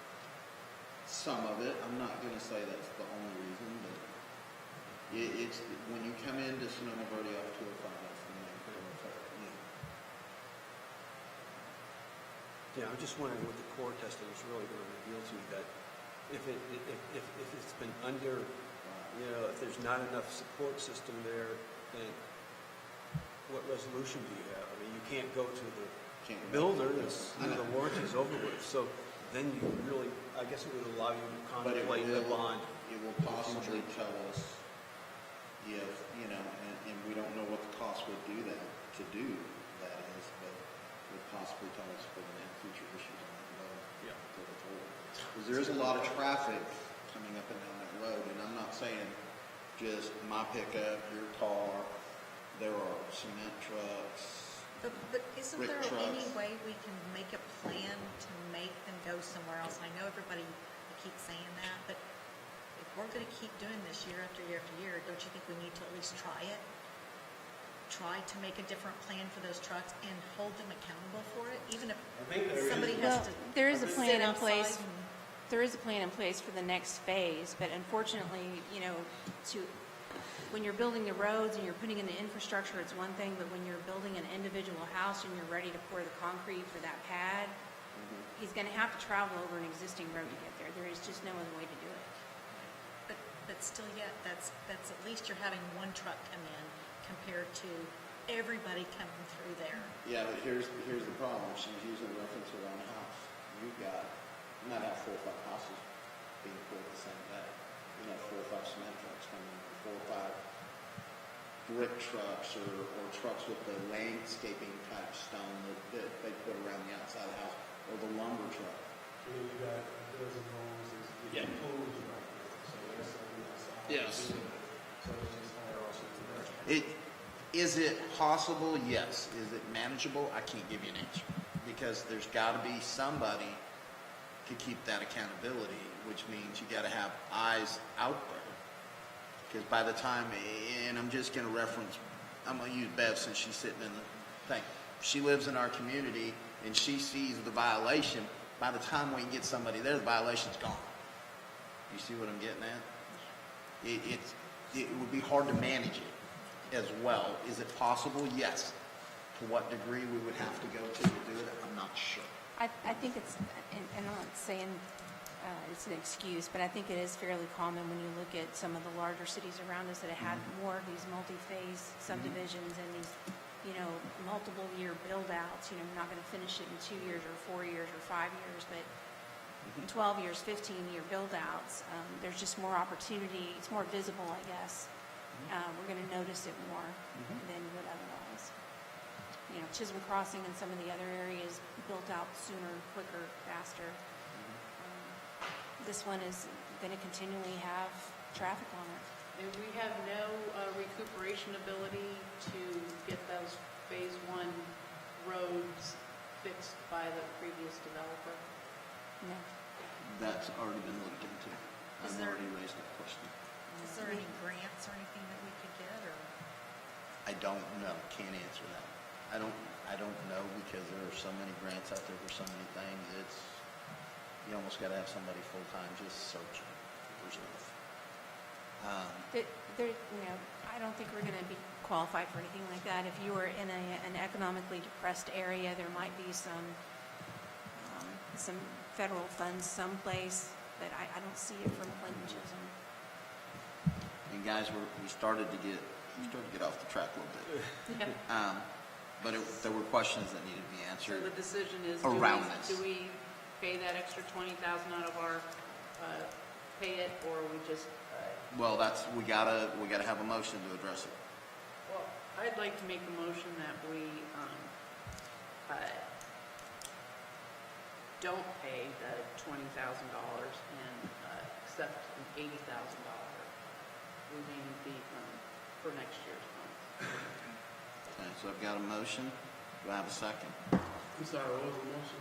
Instead of us paying out of pocket now, since it's already been paid for by the developer, we then next year would only have $80,000 from the developer to help with any. Or it could be even the following year. We don't really have a timeline, and development is looking a little shaky at the moment. But sooner or later, when they come back with the next bond issuance, whatever time that may be, we had negotiated $100,000 for Phase 1 roads, because they were in trouble, but it would be 80, reduced to 80, whatever time frame that is, whether it's this coming fiscal year or the following one or the next. And the developer's amenable to that? I mean, we had a discussion with I him. had a discussion with him. He wanted to go ahead and get this done, because if we told the contractor to wait on the decision, they would have, we would be waiting a long time for the repairs. So Yeah, I he wanted to understand. go ahead and get these areas that were critical done, so he was willing to front the money and take the Okay. risk. Yeah. So we just need a second. All right, well, I've got a motion. Do I have a second? Second. Okay. Any other discussion? If not, all in favor? Aye. Aye. Show that one unanimous. All right, 7.3, discussion and action, posting notice of all public meetings on the city website, agenda calendar, including comprehensive plan advisory committee meetings and related community meetings. Mr. Tucker? Yeah, I'll try to make this short. I've got a little bit of a written statement, but historically, I've always gone to the website to get my information about what's going on in McLendon-Chisholm, and specifically within the website, there's a calendar which is has a lot of information on it. Specifically, to the point, it tells myself, citizens, what meetings are coming up. And it provides the agenda for those meetings. And in most instances, those meetings are of the level of the city council, the P&Z, BOA, maybe some others that are more formal committees themselves. And so we're informed, and that's great. I think we're lacking a little bit in terms of getting information out to the public about other forums, other committees that are not equally important, but certainly important in getting information out to them. And I think that we could create more of a cohesive community with more information being provided. And so some of these committees, the CPAC committee, I think, isn't a formalized committee. It's ad hoc. Am I correct on that? Is it ad hoc? To some degree, the community forums that we had that provided by CPAC were pretty much ad hoc. I was on the Economic Development Council, which was an ad hoc committee at the time. Later on, it transformed into a more elevated committee type. So I think that if we provide information on the calendar to the time when these other ad hoc type committees are going to be meeting, I think it would be advantageous to the community to be able to invest their time and come to the meetings. And I think we, the city council, will have much more informed citizens. Does that mean that you have to televise or record everything? I don't know. I leave that to Mike to answer that if there's that necessity. I would like to see it on the calendar. That's it. Trudy, what do you think? I mean, I love calendars, so Yeah. that's me. I've been after Lisa for 2 years now, but everything on the calendar. Norman? You're good with it? Who's going to manage it? It's just a listing of a meeting. Yeah, but who's going to, like at the CPAC, for example, who's going to, CPAC meeting, February 3rd, 6:30. How could it? who's going to tell, who's in charge of that? Well, let's May find I- out. We'll ask our administrator. How May is I it address- manageable? So I don't have an issue with putting it on the calendar. Okay. My concern is if we did a formal agenda, that it would be difficult for a committee because agendas are very specific. And so if you get in and it's just a committee meeting, conversation is pretty broad. Say CPAC, for example, if we'd had an agenda, it would have been, our conversations would have had to have been very narrowly focused on the agenda item itself. If you have an So- ad hoc committee, do you need to have, they don't necessarily have agendas. Well, that's why we don't post them, because we don't have an agenda for You those. know, it's more or less just an advertisement that this committee is meeting and the public is welcome. I mean, that's really what I'm getting at. I'm not, is there So more? you're saying Is just there, on is there the more? calendar? Is there, yeah, just on the calendar. I'm not asking for, to provide information at the level that we do for our committees, but just basically promoting the fact that these committees are meeting, the public is welcome to come, and doesn't need to have to entertain commentary or anything else along those levels. Is that feasible, Michael? Let's ask Mr. Holla. Is that feasible to have just, basically, it's a public announcement that these committees are meeting, and it doesn't have to go any further? Even though they're ad hoc committees, They're no ad hoc issue with committees. putting it on the city calendar on the website? It's okay to put it on the calendar. I think it also would help get new people such as. Involved? Yeah, and interested in being on the committee. If the committees go by the Open Meetings Mhm. Act, you have To post something? treat it, Yeah. just like a council meeting. So the question, what you're doing is anything is aired on the side of caution, for sure. So we have two different calendars. We've got kind of a general calendar of events, and I think it could go there. But I think what you were talking about and what worried me is that we have an agenda, we have our iCompass calendar that has Right. agendas on it. I don't believe it needs to go on that one. I'm just open to whatever is the parameters of being If legal you're just and wanting easy. it to make sure that people know Yes. those meetings are happening, then it just needs to go on the generic calendar on the website saying, kind of like when you tell us, hey, don't do this because we've got a committee coming in on that night. I think it's basically just put on the calendar. Yeah, I've got no CPAC problem with that meeting at at all. I was just more concerned about having 2:30 a a.m. formal on agenda for Sunday. the ad hocs. Yeah, I wasn't insisting on a whole lot of work effort behind it. How does just that basically address, just a- like, if they do it by Zoom, though? I don't know. I can't answer that. I'm throwing it out there. I know. If it's a Zoom meeting, you If can't it's have a Zoom the whole meeting, you're not public going to there. have the ability. But if it's in-person here, I can see him I can see putting it on the calendar. Doesn't mean you have to show up. But if it's a Zoom meeting, it's a Zoom meeting. Because it's an ad hoc committee, if they decided to do all their meetings by Zoom, we can't force them to let people get in on the Zoom meeting. How Because often it's is not that? It's not I don't know. Yeah. I'm not on those committees. I'm thinking. But if they of- choose to do that, then Have you been doing ad hoc committee meetings on Zoom? Have you been doing your CPAC meetings on Zoom? Any of them? we've held a couple of Zoom meetings, yeah. Now, was that? is your- So anytime any one of those ad hoc committees wants to do a Zoom meeting, citizens are going to be, tough love. They're not going to be able to be a part of it because they're not required to, they don't have to let them be a part of it. Absolutely, but right now, they're not getting any information as to the existence of those meetings. So better a little bit than I know, and I'm not arguing with you, I'm not disagreeing with you. Just saying, she brought up a good point. If they do that, then they're just not going to be able to part of it. understand that. I think it could go on the calendar with the lunch and learn events and our Christmas events and, those types of things. That's perfect. And I do have, city calendar, city council meetings, P&Z meetings on there as well. So I think that would be a good fit for it. That's fine. That's great. I mean, My only concern was having to do a formal agenda no, and then I'm limiting not asking for that. Recording and. I'm not asking No, for that. that's not, in an ad hoc committee, that's not going to happen. I don't think there's any issue, just put it on the general calendar. No, that's too much effort.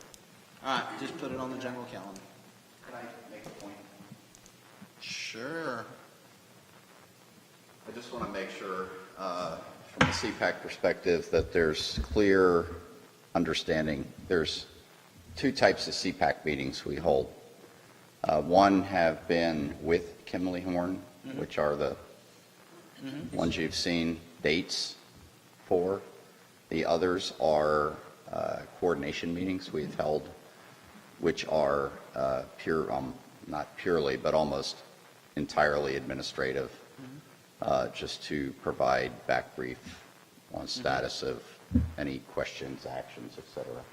We, in the case, which is why we use Zoom, because that allows us to get maximum participation. That's fine. So just so I wanted the council to understand the distinction that takes place. Anybody wants to come to a CPAC meeting and watch sausage being made with Kimley-Horn, they're welcome to watch. Right. I get it. Do me a favor, turn that mic off before the battery does its normal talking. All right. So we're done with that one. 7.4, discussion action regarding appointees to the Economic Development Committee. My computer's not up, so I'm going to turn that one over to you, Lisa. I'm going to turn that one over to Shelley. Okay. Set time of the year when we're making appointments for our committees, so people are rotating off. All of our membership is 2 years. And economic development, this is the first year. And so part of the people are on for a 1-year term, part for a 2-year term. This time, there are certain members who are rotating off, and some of those have sought reappointment, while others have not. Of the county members who are going off, only Melody Osorio is seeking reappointment. We also have an application from Serena Scott. She is the lady from State Farm, I believe. And she applied last year, but she had not been in the city. So that was when we changed it to where we had one or two business owners who did in the city. And then we have an application here. Okay, Gary Moody is withdrawing his applications. He is withdrawing. Can I suggest that on, yeah, can we push this for another, till the next meeting or so, and see if we can throw out there, or maybe see if those that don't get on VOA or P&Z, if they would be interested in economic development? Well, And here's since there's gonna be not the enough question. people, because it's not due until June 30th. That's what I was going to ask you. When is the time frame? It's June 30th. Our next meeting's not until when? It's not until July. So that already throws you over the time limit. I don't expect we're going to have an economic development committee within the next month or so, so there might not be any harm in waiting. My other question is, on economic development, somebody had mentioned, do we need to have one now, or, I personally think yes, but I don't know if anybody else, would they be able to like, send info to businesses if, you know, once our commercial does start looking, after we get the comprehensive plan done, you know, we got a video about McLendon-Chisholm, we've got, you know, information, could they start really kind of getting an idea of who, as far as businesses go? Would that be something that they could do? That's on their charter. Yeah, I think we kind of paused it because we were in the middle of the comp plan, and the comp plan has an economic vitality section to it. So as not to have overlapping efforts and get things confused, we just paused it for a little bit. I think Right. once we finish that plan and it comes to conclusion, I think there'll be a place for it to pick back up and have focus on recruiting types of desirable businesses and things like that. Well, that's what I was saying, is once the comp plan is done, I don't see why, I mean, somebody said, why do we need them? We need them. I don't understand why they're asking why we don't need them. And so that's where I'm saying, could they pick up from there? So we do have a little bit of time to pick the proper ones, or, you know, proper people, and that they can fill out an application. Maybe we could just postpone this selection until September. Is that too late? I mean, I would because say just middle of July, because then I mean, don't you think, because then they could actually meet together and get an idea? I mean, I really don't know. But What is our guidelines on their time frame that they serve? It's the same as the other years. July to July, or whatever the time frame is? Yeah, I just don't see the need for them to have a meeting until we wrap up the comp plan, because I don't think the focus and so that's If it direction's doesn't, going to be there. if it doesn't cause automatic renewals or any other issues, at this point, I don't have any concern with postponing. Typically, people stay on until they're replaced. Okay. As long as we're not doing anything wrong with it, I don't have a problem with that, especially if we don't have enough people that have shown interest in being on it. We need to generate that interest. So with your permission, if you postpone it tonight, after the other appointments are made, Yes.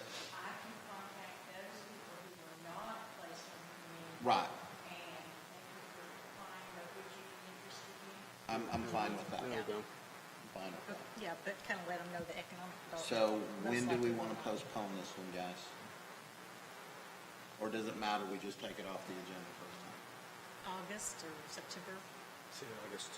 Yeah, August. I would much rather it be in time. I'm always a fan, that leaves us so much room and freedom, Right. just as, hey, we'll pass on this item, move on to the next one, Okay. or whatever. All right. July works, sometimes get you to September, you're Right. free, we can postpone it, to that date certain, and stuff. All right, then I am going to recommend that we pass on this item at this time. Trudy, you good with that? Yeah, I'm fine, as long as it gets put back on. Norman? yes. All right, everybody's in agreement with that, we'll pass on item 7.4. 7.5, discussion and action regarding appointments of the Board of Adjustment Committee. Where are we at on that one? We can have, 3 regular spots that are open, and both of our alternate positions are open. I'm not real sure how that happened. Your alternate on David Cross is interested. It's what? He is interested.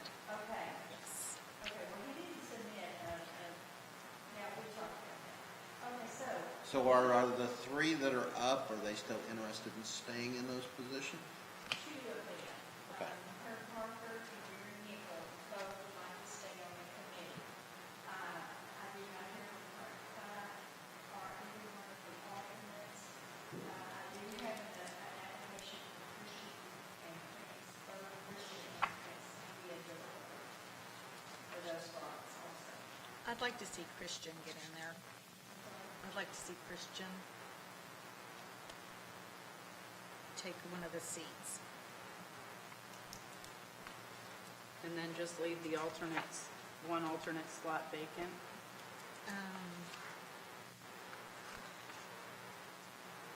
Well, David Cross will take one of them, but I guess the one where Valerie Bodart. We've broken with tradition quite a bit tonight. Bev, what's the impact of just having one alternate?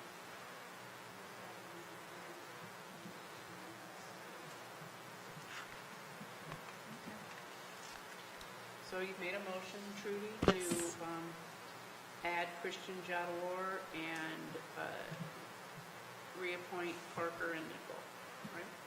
And add David Cross As an alternate. as I'll second that motion. Got a motion and a second. Any discussion on that? If not, all in favor, aye. I. Show that unanimous. All right, now, moving on to 7.6, discussion and action regarding appointments of Planning and Zoning Commission. Mr. Mayor, I'm going to recuse myself from this discussion since it's an appointment for a position for my spouse. Okay. I would like to see, Hold on, just not to stop you. What's the status first? Let's hear what Yeah. what we have first.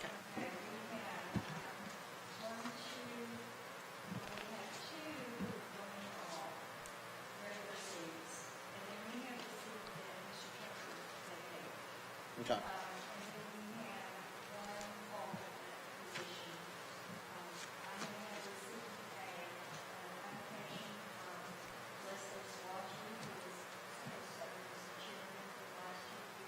Okay.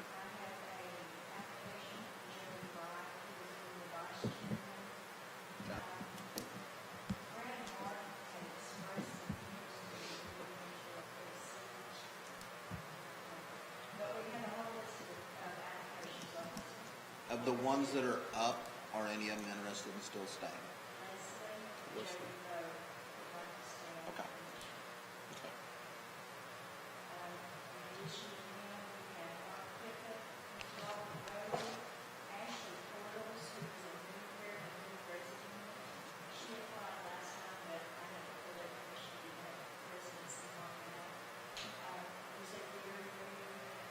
He's pulled his. Yeah, I saw something in an email.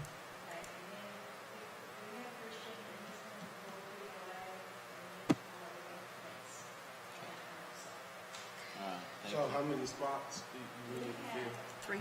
Three in the one. May I make another motion? Well, you had started and I stopped you while so we Oh, could hear so that. sorry. Go ahead. Okay, I would like to see Jody Wright, Robert Rohde, and Leslie, and then Christian be a alternate. I've got Jody Wright, Robert Rohde, and Leslie. And then I've got Christian as an alternate. Now, is he already on, didn't you just ask for him on another committee? I did, but there's quite a few that are asking to be on the same thing. So everybody's almost on. Everybody that's on here is also on another committee. There's no Except- issues with that, right, Michael? Serving on multiple? I did. Did you? Yep. Okay. Yeah, it was on- Well, so- the only thing I think is you have a committee, No, my only concern would be when you talk about BOA and P and Z, if somebody received a variance and then it went to P and Z, I don't know if there's any conflict with that. That was my concern, is there going to be a conflict? Which one did you vote him on before? Just a minute ago. I did BOA, and then this one is P and Z. Yeah, and that's why I wanted to ask, are we going to get ourselves in a jam with those two got types? real problems if we're getting into that, because BOA and P and Z are completely different, they don't cover the same So thing. one- BOAs okay. would be your substandard buildings, your Okay. variances, things like that. I just want to make sure. Yeah, your P and Z is your zoning, your plats. Okay. I just want to make sure there's not an issue where if you're on both of them, could it cause us? We haven't had other problems. Okay. but we've got that. I'm fine with that. So can I make an application? Can I suggest individuals that I would like to see? Not until this first one's done. Okay. All right, so you're saying Jody Wright, Robert Rohde, and Leslie, and Christian is an alternate, correct? Yes, All right, yes. I've got a motion to appoint them. Do I have a second? Okay, I'll ask one more time. I've got a motion for it. Do I have a second? It opens it up for discussion. Okay, I'll go ahead and second. All right, I've got a motion and I've got a second. It's open for discussion. I don't know if this is the point that I would recommend people. You that- can't recommend anybody unless Okay. it You goes need to to the discuss. next motion. Okay. Who do you not think, I mean, do you agree with any of them? Oh, yeah. Leslie, I was on P&Z again for 2 years, and so Leslie has been outstanding in terms of her leadership on that. So I'm very comfortable with her, very knowledgeable, hardworking. Jody Wright, again, outstanding in terms of her questioning. She's got great insight. She is always coming up with something that makes us all think on P&Z, so I'd be an advocate of hers as well. The other two, who else did you have? Robert Rhodey and Christian is an alternate. I would have Robert Rhodey as an alternate. And why? But who would you have as the third seat? Third seat, Mark Kippett. He's still on economic development for another year. That doesn't preclude him from. That's what they just spoke about. Only reason that was mine, and the reason why is because I think with the work with the comprehensive plan, it seemed like it's seamless in terms of having that strength with the planning and zoning to really bring that about. And so that was going to be my suggestion, along with the others you suggested. But I Right. think that having that. But what I was talking about on earlier is I've got one of them as an alternate and the other one is on a committee. Does that make sense? He's not on two committees. He's on, they're each on a committee, but then one of them is an alternate to a different committee. So they're not taking two seats when we have plenty on P and Z. Does that, or we Yeah, could do, just you the know what we people- could do? We could do Mark. No, 'cause The that's people still- that I'm suggesting have history, at least Leslie does, and Jody has history in terms of P&Z. And again, I've already amplified on their character and everything else. And then Mark Kippett, as Norman said, it would be seamless. He's been working on with CPAC, plus he's been completely invested in the city in terms of trying to see it become a better city, I suppose. I mean, he's been involved with multiple other issues, and he has good insights. But Robert Rhodey has been on P and Z also. Yes, he has been. Yeah. And he's looked up to very highly. Not to discredit him, my only reason Yeah. for that suggestion was with the comprehensive plan, the new vision, I just think having someone plugged in that was responsible for bringing the new vision about, being able to come to the committee and being able to marry that, I just found value There we in go. that, which is why I chose it. I just concur with what Norman said. I mean, I was trying to say that, but he said a lot better than I did, so I would go along with his advocacy. And I know Robert Rhodey. I served with him for a year, and I like Robert very much. He actually led P&Z at the time I was on it. Well, he's. But I think there's just time for somebody who's much more, has much more involved of late with, particularly with CPAC, that is going to bring in all that fresh information and transfer it over to P&Z, which has been stymied a little bit by some things that have occurred there. So, that being said, that's what I suggest. Well, I'm going to fight for Robert because Robert is ready. That's fine. I've been talking to him for days or That's months. fine. Well, About here's the thing, you wanting- don't have to fight for anything. You have the motion on the floor. Okay, well, then, You can either keep the motion on the floor as is, or you can amend it. You don't, that's your choice because you're the one that made the motion. But Okay. the next step after So the discussion is let's- vote. can we, how do I do this? I would like to amend my motion and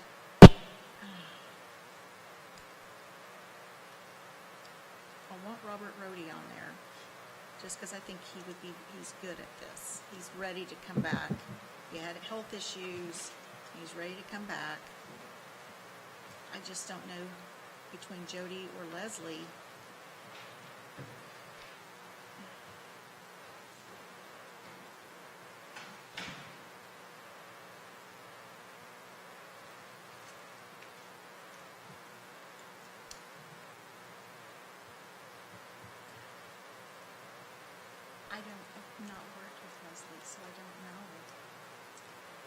I mean, I don't know if she would be,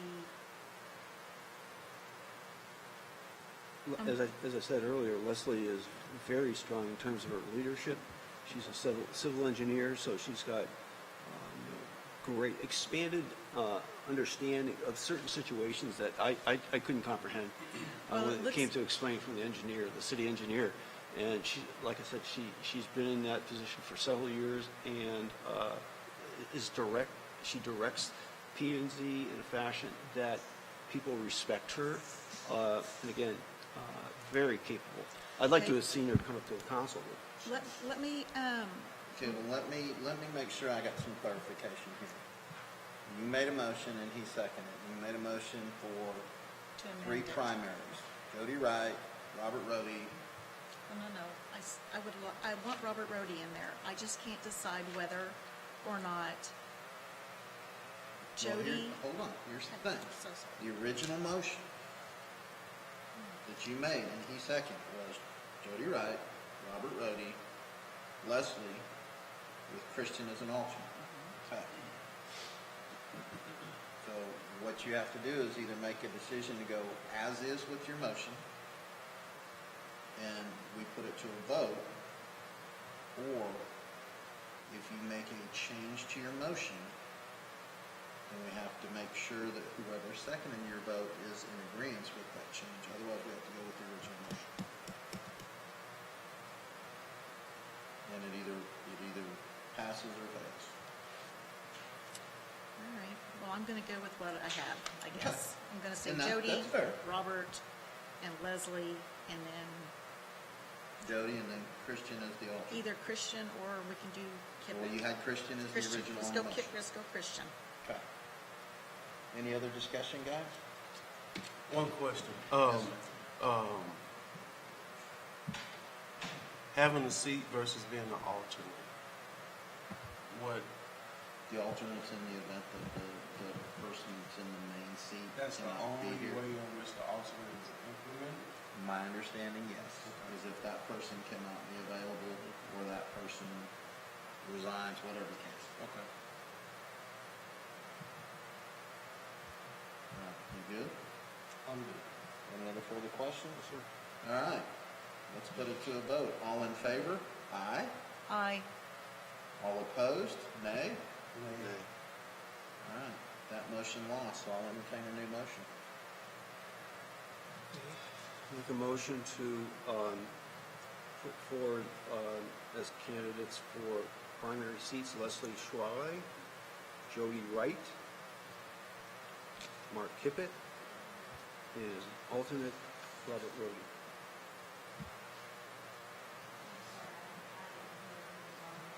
I'm sorry. Oh, it's, say Leslie, because I can't. Leslie, yep. Yes. Jody Wright, Mark Kippett, and then as an alternate, Robert Rhodey. Robert Rhodey. All right, I've got a motion to open it up for discussion. I need a second. So I've got a motion. Do I hear a second?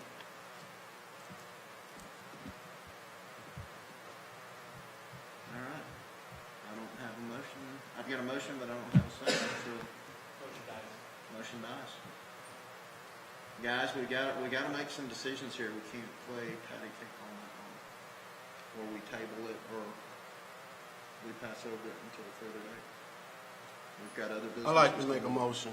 Okay. I'd like to make a motion to reinstate Leslie, Mark Kippett, bring on Rhodey, and have Jody as an alternate. I'll second that. All right, I've got a motion and a second. Now we're open for discussion. Dan, you have anything?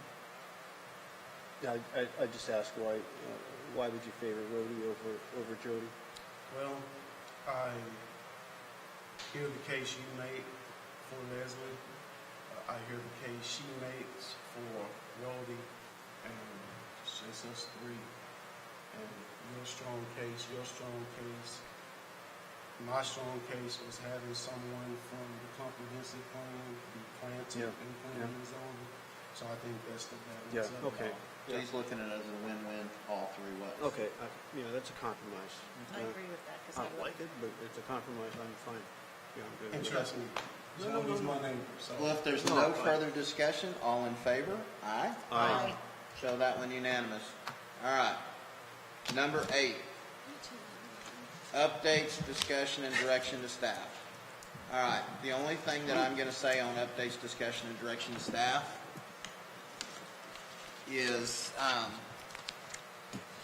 there has been some complaining on social media in Sonoma Verde. And I'm saying this, so this is on record, this is on our televised meeting.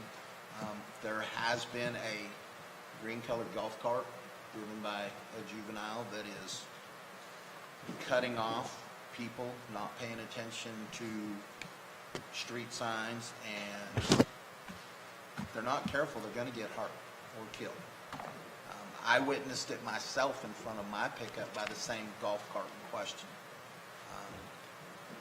We need to address it with the HOA so that they're at least putting something out to their residents that this cannot happen. It needs to be policed.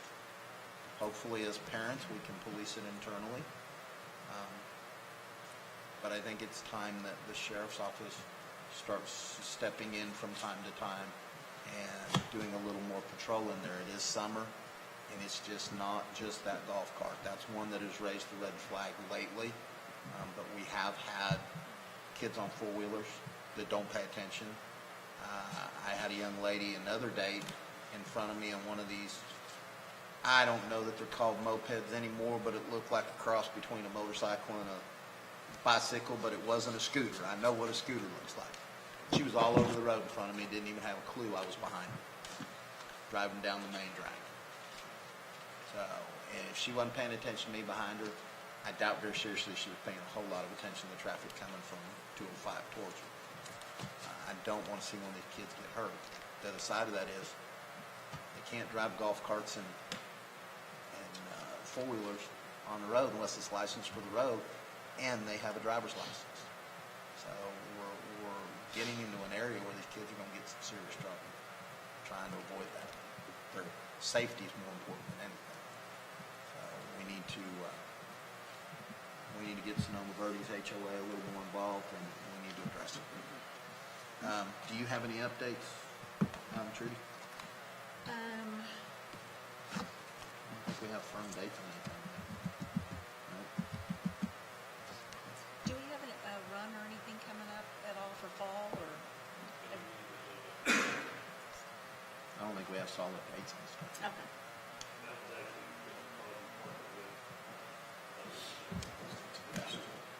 Okay, That's Norman's. Norman, you don't have anything right now, right? Not right now. Okay. Daniel? No, sir. Last meeting, we talked about doing the newsletter.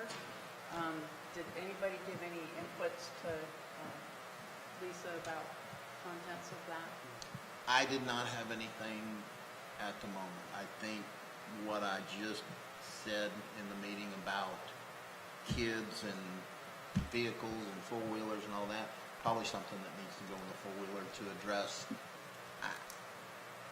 I was a child. I had a lot of fun. But I we meant need to- more substantive, like, do we still want to do it? Do we Oh, wanna do okay. it? That's what I mean. I'm okay with it. It's going to Just- take a lot of time to do Yeah. it, that's why I wonder. Yeah. I want to make sure, so if everybody. You still could okay please- with the newsletter, Trudy? Okay. Daniel? I am, but as Lorna says, it takes I know. time. And it's going to be us that does it, it's not going to be staff. Right. Yeah.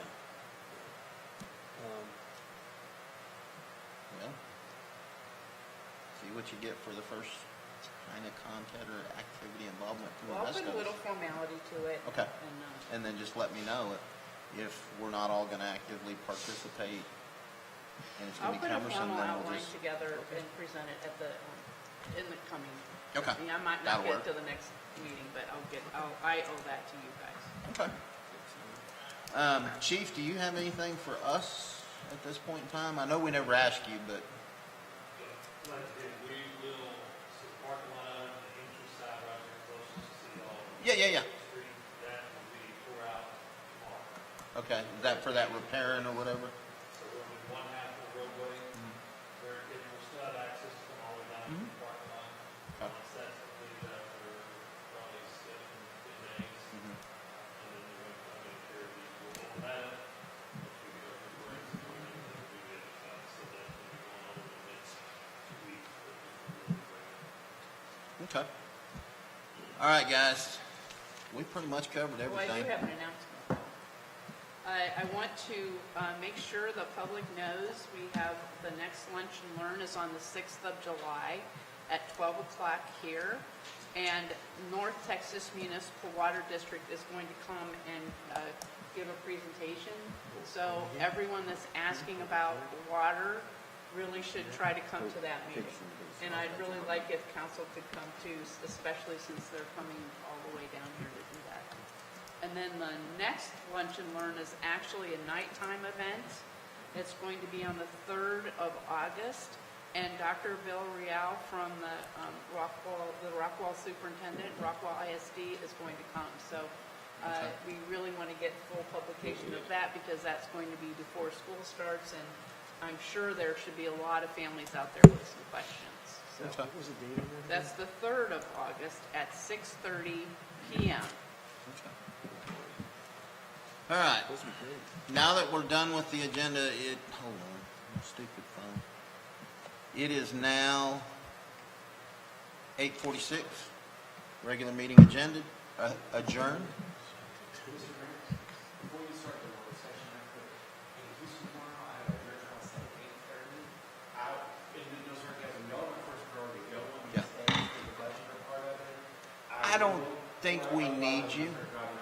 I don't think we need you. If we've got a question, we can get you on the phone. All right, guys, I'm going to give you about 5 minutes because I'm sure we might probably have people that need a break. So be back in 5 minutes. And then we'll start right back up. Michael. I always try to say fast. I always try to say, right? That's a reason for speed. Look, let me explain something to you. It's just a suggestion. I don't care. Just get there safely. See, I remember that. I don't pay attention to those numbers. I'm not going on that road.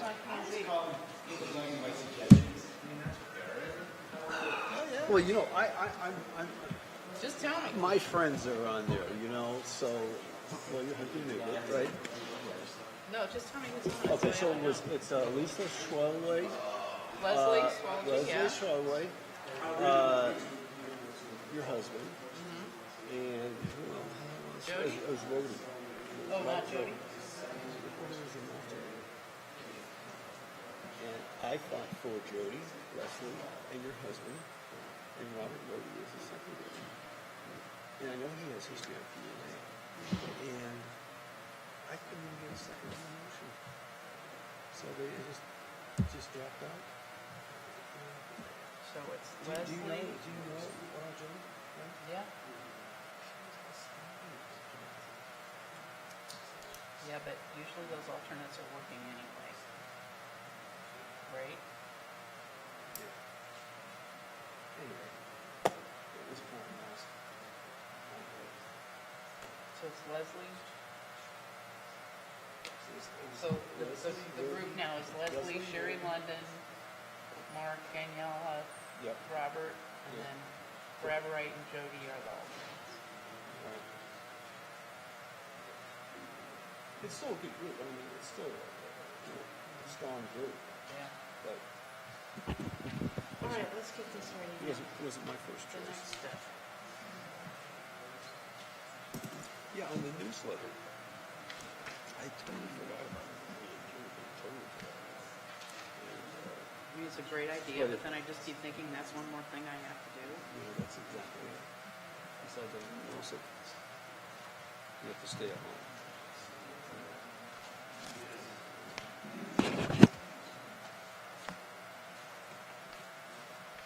So I'm sitting back there and I get a text from Will Gall. I can't hear you guys. Okay, so what's her face? Yes. The beat girl. No, I like this. Oh, I don't want that. I like this.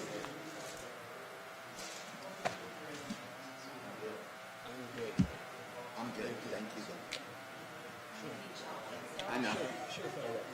I know. I'm trying to get better. I'm actually eating very healthy now, so. You can go make, no, it's a cake cup. You can do coffee. Yeah, go get you some coffee real quick. Oh shit, hold on. Hey dude. I'm on a break in council. Yeah, I can hear you. Yeah, I hear you.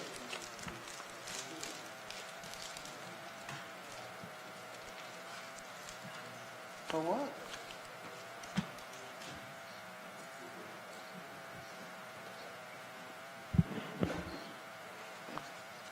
He was hanging out.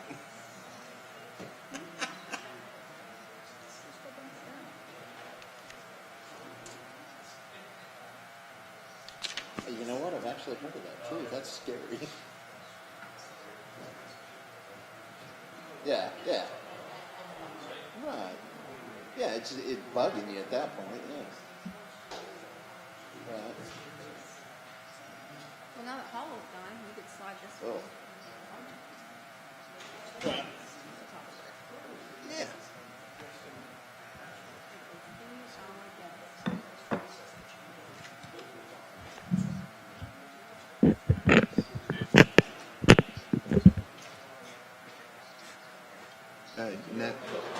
Now the morbid side of me or of my humor would be, that's what I'm saying. How do I take a picture? You told me not to lift anything more than 10 pounds.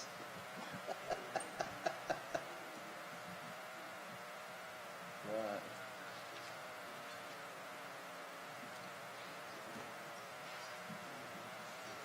Yeah. Oh, dude, you good. You're good. Yeah. No, you're fine. I just know I hadn't heard from you, and I figured I better call you, because I'm going to tell you right now, I think my ass cheeks and my legs aren't put together right. I can't find any of my. I did an hour of private lesson. It almost feels like I've been running. For all the budget stuff. I know I did it. I know I brought it. And this thing doesn't work. Yeah, that's probably what I'll do.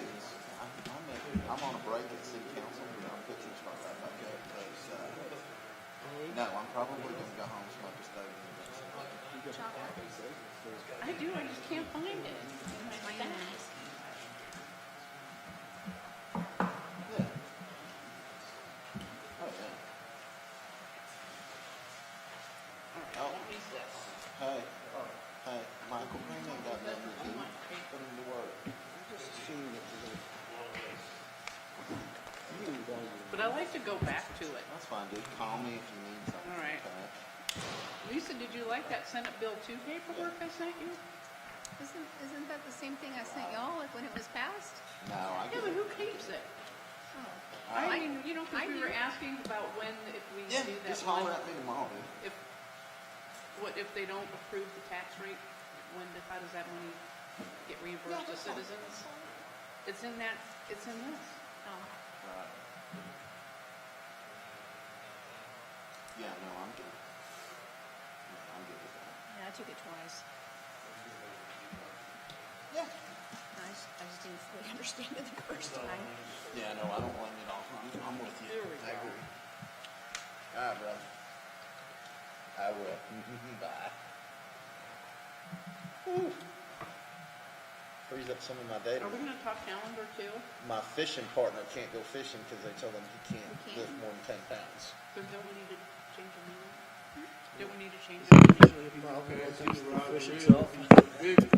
Well, he got, The 14th, remember? he's got an umbilical hernia. The one that pushes your belly button. Yeah. And he went to the doctor, and they said, time out. You can't hitch your boat up. Don't recommend you being on the boat with that water moving. And Right, they're great.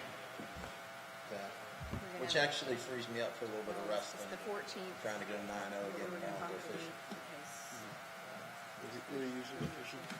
Depends on where we want to go. We're going to fish Lake Ray Hubbard tomorrow. So you guys gotta go. We finished Tawakoni and Mabon, all that. Just depends on what. Where do you like to fish? Where do you like to fish? I actually like going out to, I've got a future son-in-law that loves fishing. Cooper. I know the back hideaways in Cooper to go crappie fishing. I love that place. No, where's Cooper? I don't know where that is. If you go up to Commerce and then cut across, it's right on the edge of Delta County and I can't remember. It's in two different, but it's northeast of Commerce. I'm looking at I'll it. just look it up and check it out. It's called, we all call it Cooper Lake because it's Cooper State Park there. I think I've seen it. But I think it's called John Chapman Lake. make the PowerPoint. It's the real name. Yeah. Everybody calls it Cooper. Sure. Best crappie fishing I've ever had. What? Oh, Well, as soon as He Shooter doesn't comes wanna back sit in, for we my can start back PowerPoint. up. Huh? I got this What copy. is that? All right, hurry up.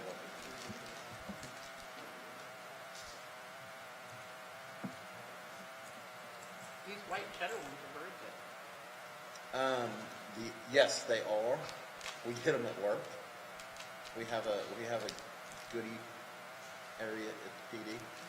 The other ones that are good are the ones that are called I think it's called Snapped. They're Cheez-Its, but they're more of like the, like the baked chips. They're kind of cooked like that. They're bigger. A quick snack for me at 2 o'clock in the morning with an energy drink, those are perfect. We're gonna do something about these chairs. I'm gonna add a chair to the budget, okay? You what? All right, Sit up, Lisa. there will be no workers' comp tonight. It makes me laugh because one of our female officers sat in a chair. We don't have the fancy leather ones. We have the mesh back ones.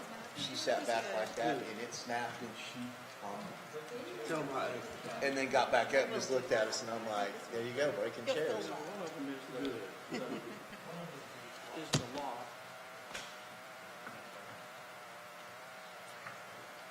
Oh, that's better. Okay. We saved our money on the chair. What did you do? Loosen it so that it would. I wish you'd done that 3 meetings All right, guys, are we ready? There's your additional duty. All right. From what I understand, they can only hear Lisa. They can hear us, but they can't hear anybody but Lisa. Did you hear from They, Will? Yeah. they cannot hear you? They can hear us and you, but nobody else. Like Shelley or Shelley doesn't have a microphone. Now they will. We haven't been talking yet, so that's just coming on. Yeah. All right, guys.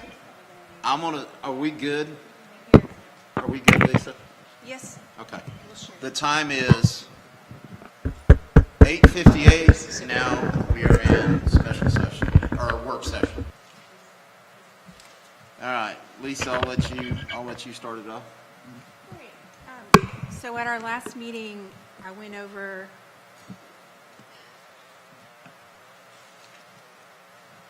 just kind of the basics of our financial condition and where I saw that we were going to have definite expenses and increases. And then you wanted a couple of weeks to kind of digest all that information. What we presented last time was the minimum budget that staff would recommend. I wouldn't go any lower than what we had before because I just don't think we cover our expenses. First, I'd like to introduce you to Ray Smith. Some of you may have met him already. If not, Ray has been our accountant for several years and couldn't do anything without Ray.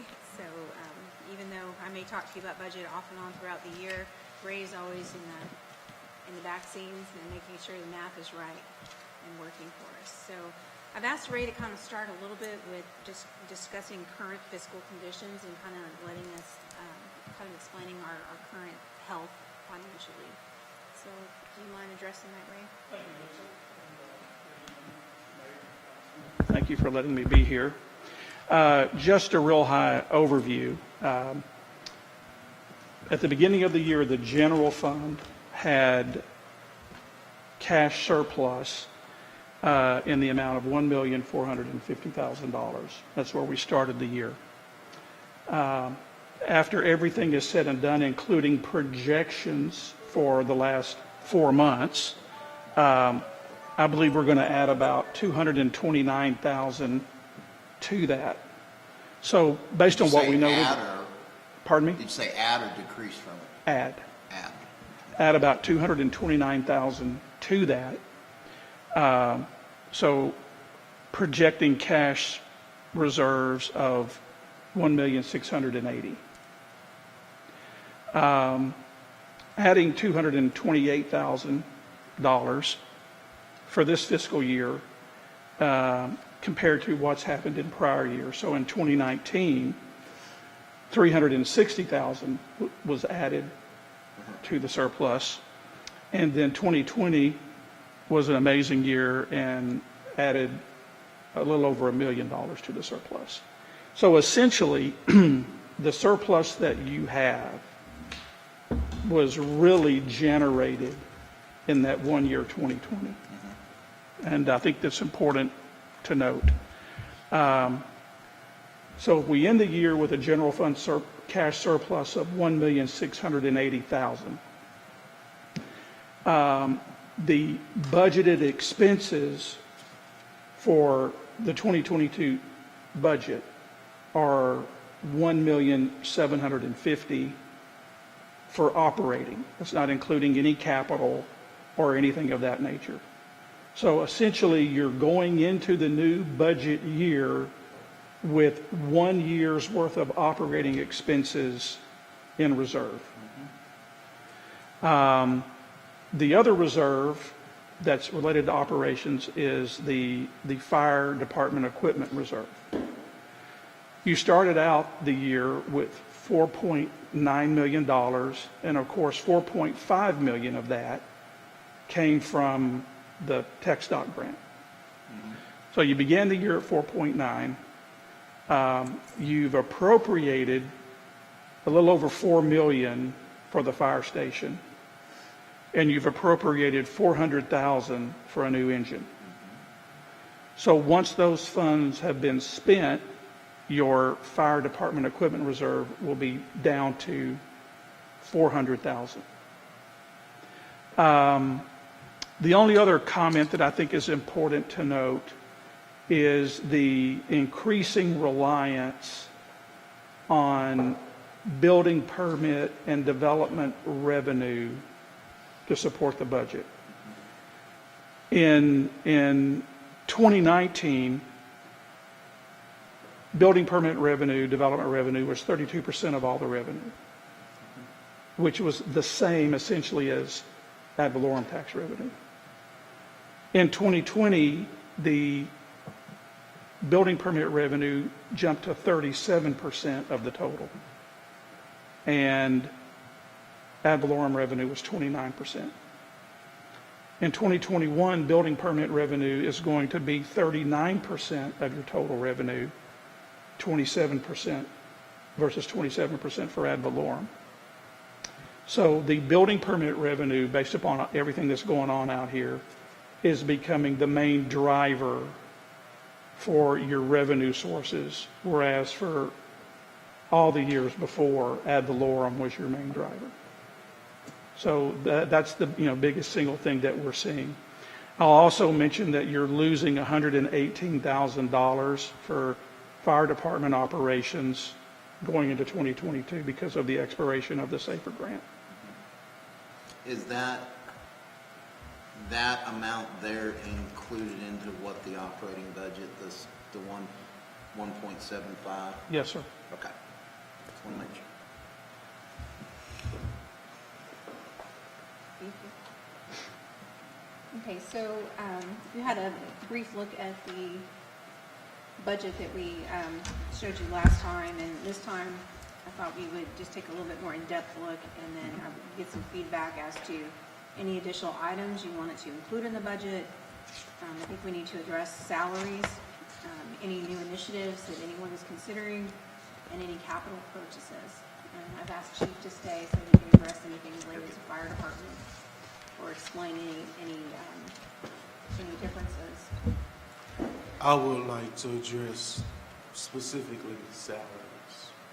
Let's see, what page in this PowerPoint? I have salaries here, let me pull it up. I think it's page 16.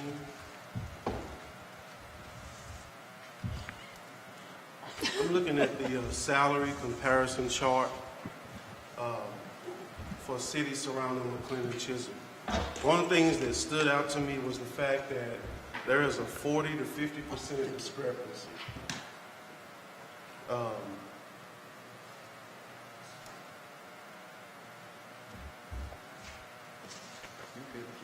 Okay, there's a 40 to 50% discrepancy in salaries. Personally, I feel like that is unacceptable. Here in McLendon-Chisholm, when I see this, the thing that I see is we have to become adults and we have to prioritize this simply because we're going to pay the money one way or the other. We're going to pay the money when we cannot retain employees or public servants, and we're going to lose our ROI, our return on investment. I think Chief outlined the fact that it costs about $5,000 to provide new firefighters with gear that they need, and they come in and they get certified and they build their resume, and they go next door to our neighboring cities getting comparable pay. I believe we lost 3 firefighters in how many years? Is it last 2 years, Chief? We lost, so currently we lost 3.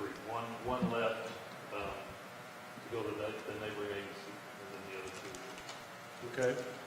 I feel as though that I see in the short time I've been here the amount of work that the staff do. We all see the work that our public servants do. I just feel like it's more than just verbally saying I appreciate you when there's a 40 to 50% discrepancy.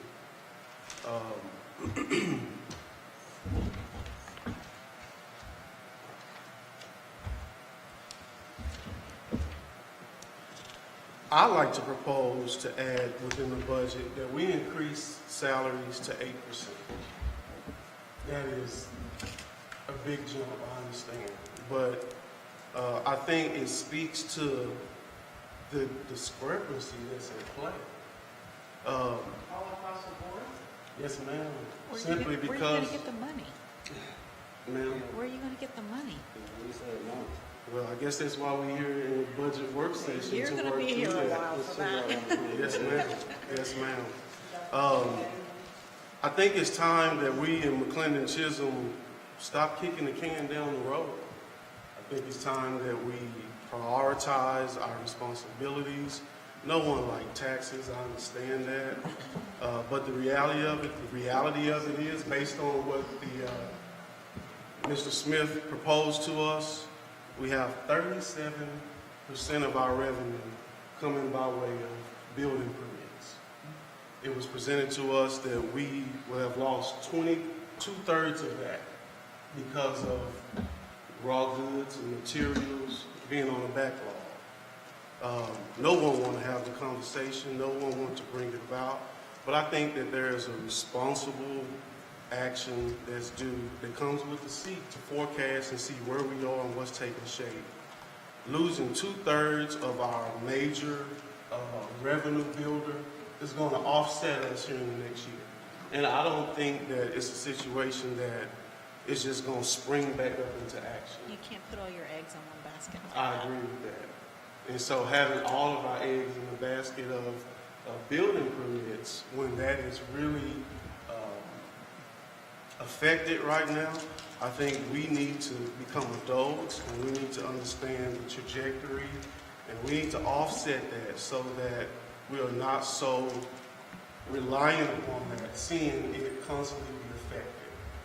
I think it's a responsible thing to do. So what are you suggesting? I'm suggesting a 5 cent in lieu of a 3 cent tax increase, and I'm looking at city staff and public servants' salary being increased 8%. As a gesture, it still doesn't make them whole or bring them about. The fact that they can go next door and get employment and be valued 40–50% more than we are. I think that's a part of infrastructure. I think infrastructure is more than just water lines and roads. I think it's also retaining talent, acquiring talent, and we have to be competitive in the market of doing that. And I'll add to what he's trying to say when he picks the one piece out when it comes to our firefighters. We as a city don't need to be in the circle of public safety known as a training city. Right. Where the guys come in, they get 2 years under their belt with us, and then they go somewhere else and make 25 to, depending on where they go, 25 to 40,000 more a year, literally double their salaries. But you can't do eight across. I mean, there's, Well, that's just a suggestion, but what he's getting at is we've got to be more comparable, because and I'm not going to hold you to it. Hold on. Can I just please, how I came about 8 across is because what I see in seeing the salary breakdowns is 40 to 50% across. So, but if you knew where they came from 4 years ago, they've come up quite a bit. and that's my point Believe about me. kicking the can down the road reference. But you're not, it's kind of like being, and this may sound really mean, and I'm really sorry y'all are going to have to listen to this, but it's kind of like when we acquired the fire station, probably about 3 to 5 years too early than what we really got it. You've got to wait your time. You've got to be able to have money. You can't give money away that you don't already have. You can't promise somebody something and they've not already, you don't have it to give them. I mean, you can want all day long, but you've got to be able to get it. You're asking for a 5-cent increase instead of a 3, but that 2% plus is actually, I'm sorry, but they're going to see that as going towards our staff and not towards anything else. But that's what Well, the reality of it is, the 5 cent will generate just right under $200,000 in revenue for our reserves, but also provide an 8% salary increase. But so out of the 200, how much of that's going towards salary? No, he's saying that, what he's saying is, Let me show you. It's in the PowerPoint. She's already provided it.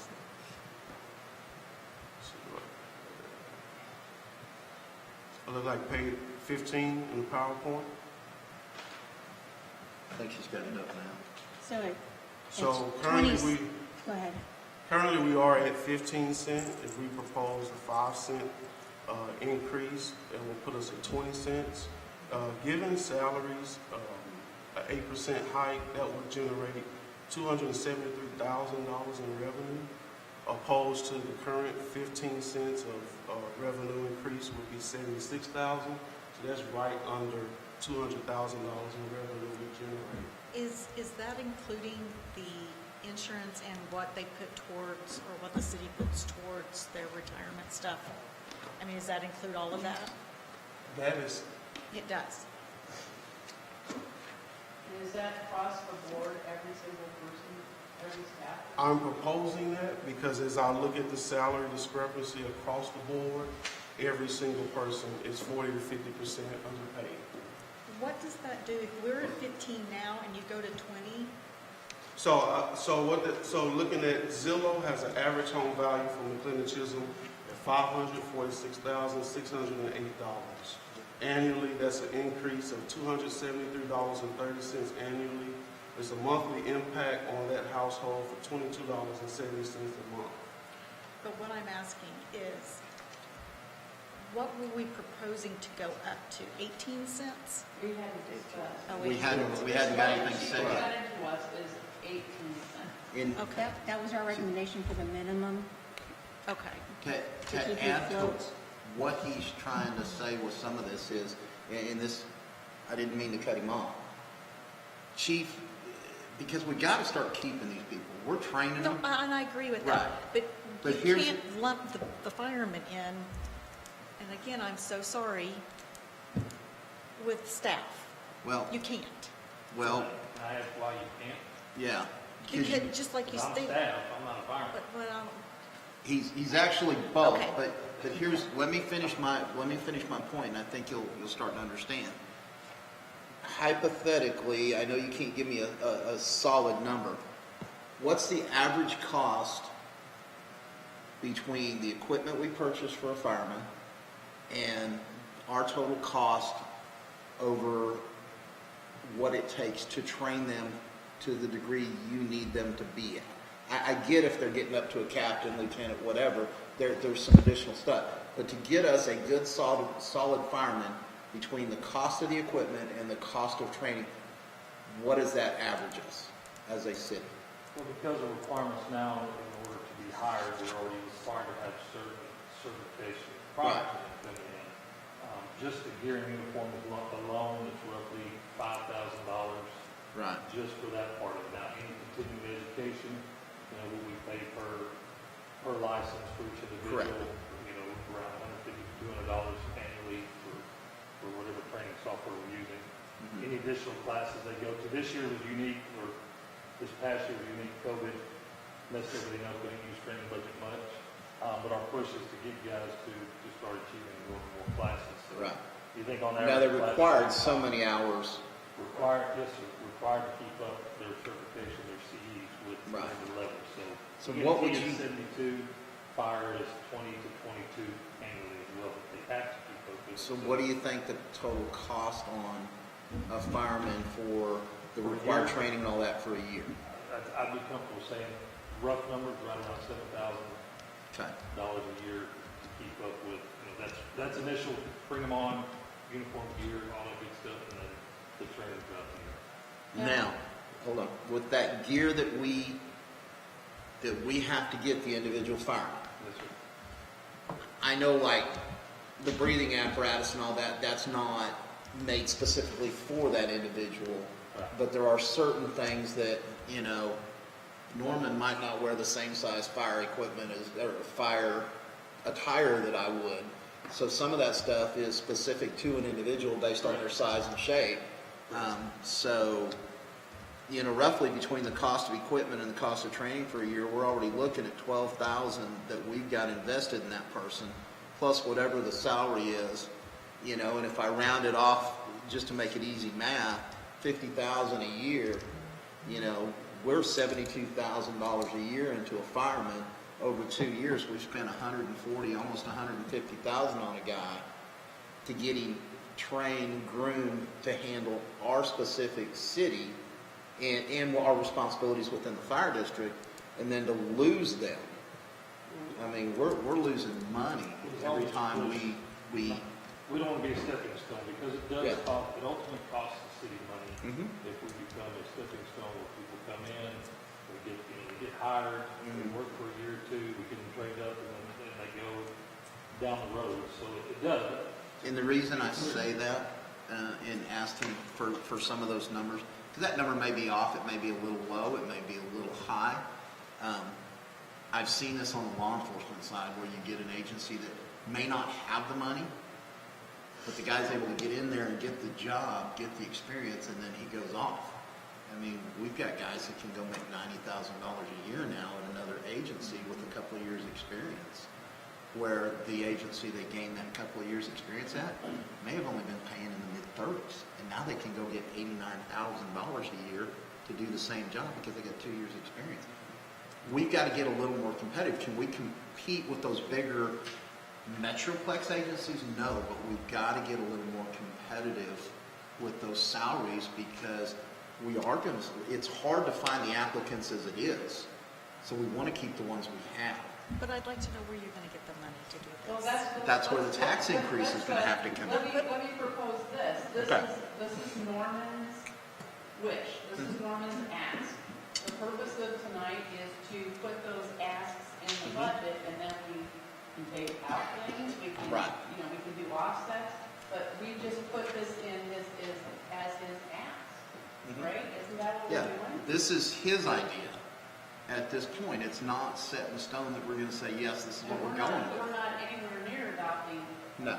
the 20-cent tax rate or whatever, but it's Norman's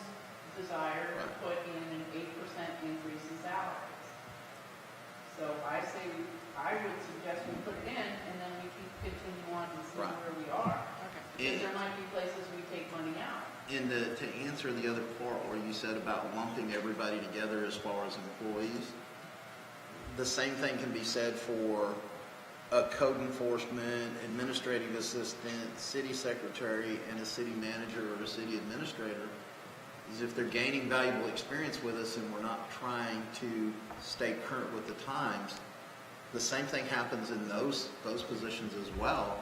Other cities are going to start dangling that carrot, and we're going to lose them when we groom them up to handle our way of doing business the way our city is expecting the service. Can we go on to code enforcement and discuss if we want them to be full-time or part-time? I don't know if that needs to be an agenda item or we can talk about it budget-wise to It's just part possibly of budget. Yeah. budget for it. I think it needs to be an agenda item for the decision, but to budget for it, I don't think it's an issue. Well, I mean, everything we're talking about tonight is related to the budget, so Yes. we can have the discussion. I think we came up with a $14,000 difference between the full-time and the part-time once we took out, because Kelly Stockbarger I thought it was like 25,520. That was including the benefits, I believe it was. It seems like once we took out, some of the costs would go away on the environmental health because Mark would take over Kelly Stockbarger's duties as far as septic inspections. So I believe once we subtracted that out, the difference came to about 14,000. I'll let Ray correct me if I'm wrong. I'll pull it up and look. And I spoke with Mark too in regards to, Kelly's come to me and had a conversation with me, and I spoke to Mark on taking that part of that program over to the city, so he's on board. And I think it would be, it's a great benefit. He's done lots of things, and we see lots of accomplishments around the community. Again, it's not about issuing citations, but if you drive around and look at some of the complaints we have and see how they're being addressed and being handled, having somebody to handle that on a regular basis has been a successful program. With code enforcement, is there any revenue that's generated out of that? On occasion, our goal is not to be revenue. I know that. Yeah. No, that's the case. but But I'm no, asking as a side. Here's the thing I'll tell you. Not really. You got to be careful with the words. Anytime, code enforcement is kind of like law enforcement. They can issue a citations or a summons for a violation. No city can use that citation or that summons as a revenue stream. Department of Justice will come in and then they'll come in and go, guess what? So in the We'll years start past, looking at your books. in other agencies, in the position I was in, we had to project. Yes. We had to project what we thought our revenue would be generated from citations. Right. So we're not a revenue generating agency, but we would have to project, it's just one of those rolling dice. And so the same thing here, we're not trying to be a revenue generator. Our goal is not to write citations, our goal is to educate and gain But compliance. to answer your question, if code enforcement's issuing citations or summons for certain violations, could there be fines associated with that? Yes. Would the city get a portion of that or all of it? I can't give you a solid answer on that, but the city could retain some of that financial fine. So today, just to give you an example, and without sounding address or anything like that. Right. Since he's been in office, we've had some individuals that have failed to comply, so they have received citations. And as today, we're roughly, I know a few thousand, but we're actually have some pending fines that will come for the city of roughly 16,000. Again, that's not our goal, but that's just to kind of give you an idea. It's not saying that's happening every year, but with the situation, circumstances have been presented with non-compliance, it's led to our end result being citations. And so this year, we could look at about 20,000, a little over 20,000 that would come in. There's fees and everything else that tie to that, but would just come in out of that office. Keep in mind, we have to pay Paula as our Yeah, that's what prosecutor, I said, fees, minus fees. and we That's have to not pay the judge, 20,000 and in the city. some funds go to the state. Right, correct. That's why I said if the fees, you gotta take fees out of that. Right. But just to give you an idea. So right now, he basically makes around $38,000. And Ray just figured the difference between full-time and part-time. I believe it. So if you convert him to full-time and subtract what we have been paying to Kelly, it's a $15,000 increase in cost. Gotcha. We're already paying, he's already on TMRS because he works over the 1,000 hours a year, so we would just be adding on the insurance costs, plus the hourly rate. Now, No, that's fine, that's fine. where do we want to put that? I will say one other thing about that position. Mark has been, we don't have a public works department.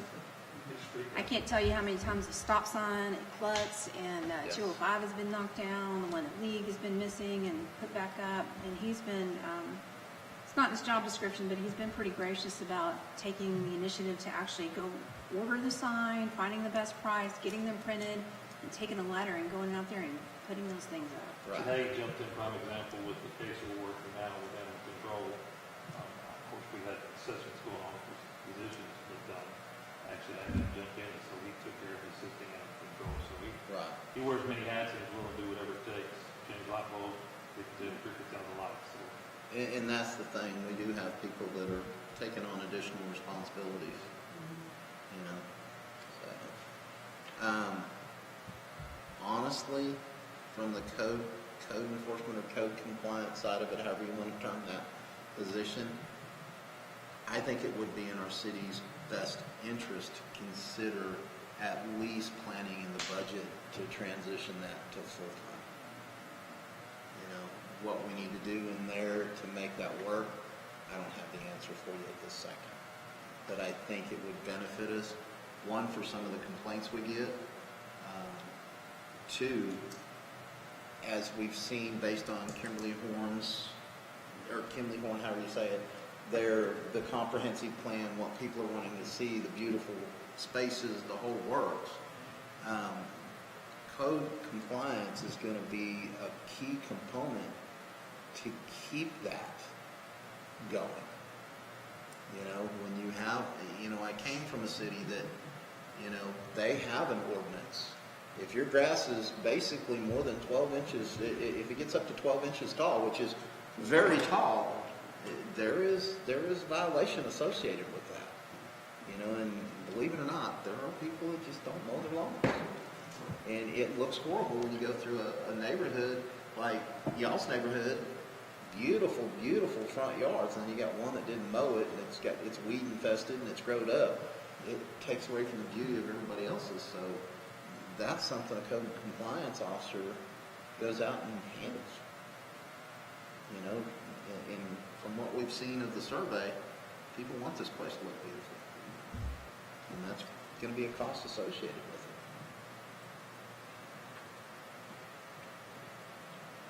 it. You've probably seen it in the budget, but we also did include a small operating budget for him as well. It's something that we did not include last year. Right. Well, it's 31,000. Can that be gotten down for a program?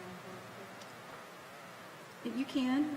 What we figured was that there are several buildings that really need to come down. You've probably seen them throughout town where they're crumbling and they could be condemned.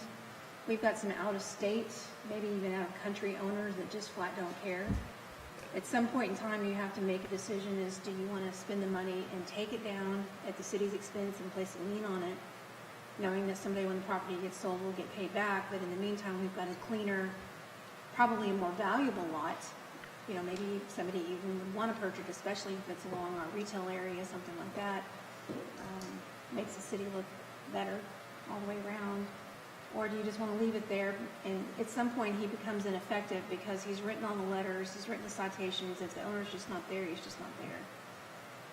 How did the 31,000 think?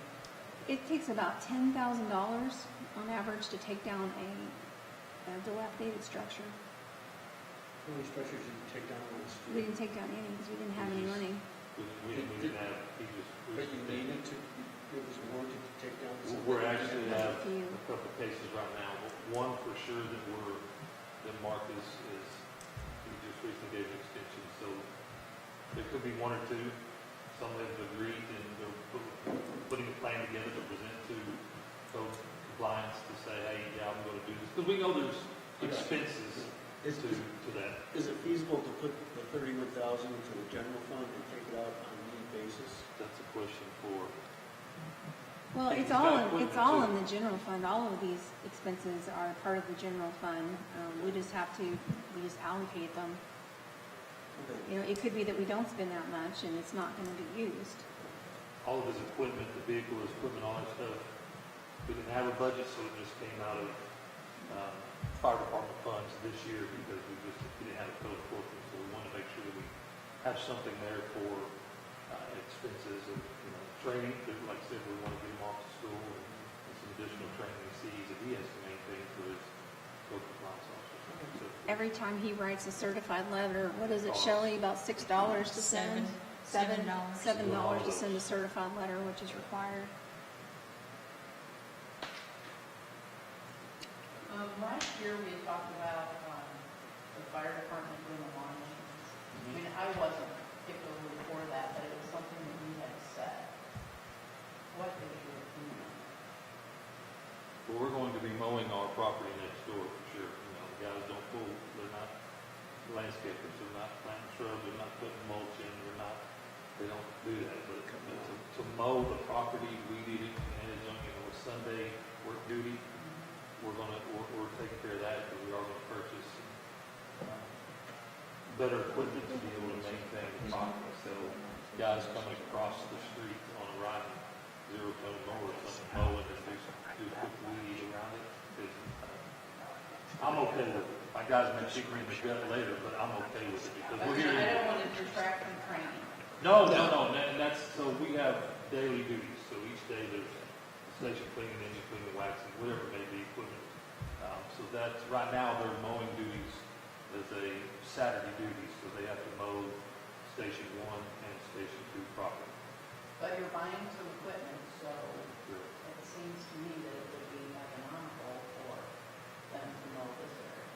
It's not going to add, we buy quality equipment, we buy a good riding lawnmower or zero turn. Let me ask this. I know I'm talking thousands. No. I'm good with what your suggestion is. Here's my question. It's a two-part question. How much around City Hall, just a rough estimate, how much needs to be mowed? We mowed, you see we're actually responsible for the whole 16 acres Right. that we had all the way back. You can see where it's grown up back there. Correct. And we kind of stop right there. Right. It's So, about 20 feet on the other side of the curb back behind us. Okay. I think 2 acres, What rough estimate? less than 2. Yeah, a lot of this. I get the landscaping side of it. I agree with you. I get the landscaping side of it, but just our cost to mow what's mowed here, not including the rest of the acreage. What's our average cost? $700 a month. Okay. But that includes mowing. That's mowing, landscaping, all of it. Okay. Rough idea of what would they charge us just to do what would our cost be if we just did the landscaping with somebody and we had that Saturday duty of just the mowing of the proper area? They do the I flowers wonder how twice a much year. that would drop that. They only put the color out there a couple of times a year, usually fall and Right. spring. They may freshen up the mulch. There's so much Right. mulch out there now that I actually asked them to back off of some of the trees. I thought they were going to kill them for a while. But how much would that drop to $700 a month? I would say we would just hire somebody, maybe not a contract-wise, but we Right. would just hire as needed. We might even get some volunteers to come up here and plant some flowers. Right. Mm-hmm. Yeah, maybe a community Like a Boy Scout involvement. group, maybe a Keep McLendon Beautiful type group. Maybe on the days of cleanup, we've got a few people that would rather not pick up the trash, but they'd rather work in the flower beds. We can work on planting plantings that come back every year, versus things that are seasonal. Limit down to like 1,000 What? instead of even 200? For what? Wow. Well, that's what I'm wondering is that 700 that we're paying for right now, is that just this area or does that include the acreage? That's just, No, it's just the just around manicured City part Hall. around City Hall. Because I'm wondering if the firemen are just doing the quick weed eat and the lawn mowing of here as part of the, as he calls the Saturday duties. if that drops that number down and hypothetically, the landscaping on average costs us $200 a month, and I'm just thinking a high number, we're saving $500 a month just in the lawn care side of it, so we're cutting basically $6,000 a month right there, and everything's still beautiful. I still like the other ideas, but I'm just thinking if we still had to go with somebody outside doing the landscaping side of it to keep it beautiful, you know, we're saving. Which is almost half of what we're increasing the salary for the Right. code for. So I'm just kind of looking at that. And as far as the rest of the acreage, I mean, if we're, and this is me thinking outside the box, and I don't know if there's legality issues or anything like that, but if we've got roughly how much acreage once we get outside the feet that you're talking about? Nothing needs to be mowed, probably 8 to, well, no, how many acres? I think there's 16? more than So it's that. about 12 acres. Okay, There was so- a gentleman's agreement in place with the previous city manager Right. and the property owner that's behind us. Right. That they could hay that. And In that's where I was- exchange, we get cut a couple times a year. Right. And that was where I was going to go with it, is there a way Well, we somebody tried, can maintain it, keep it good for us? I'm all about if somebody yeah, can. we actually explored having a formal agreement. Right. Because legally that would be the best thing to do. Correct. The insurance, I was told by the owner behind us, was so expensive. Right.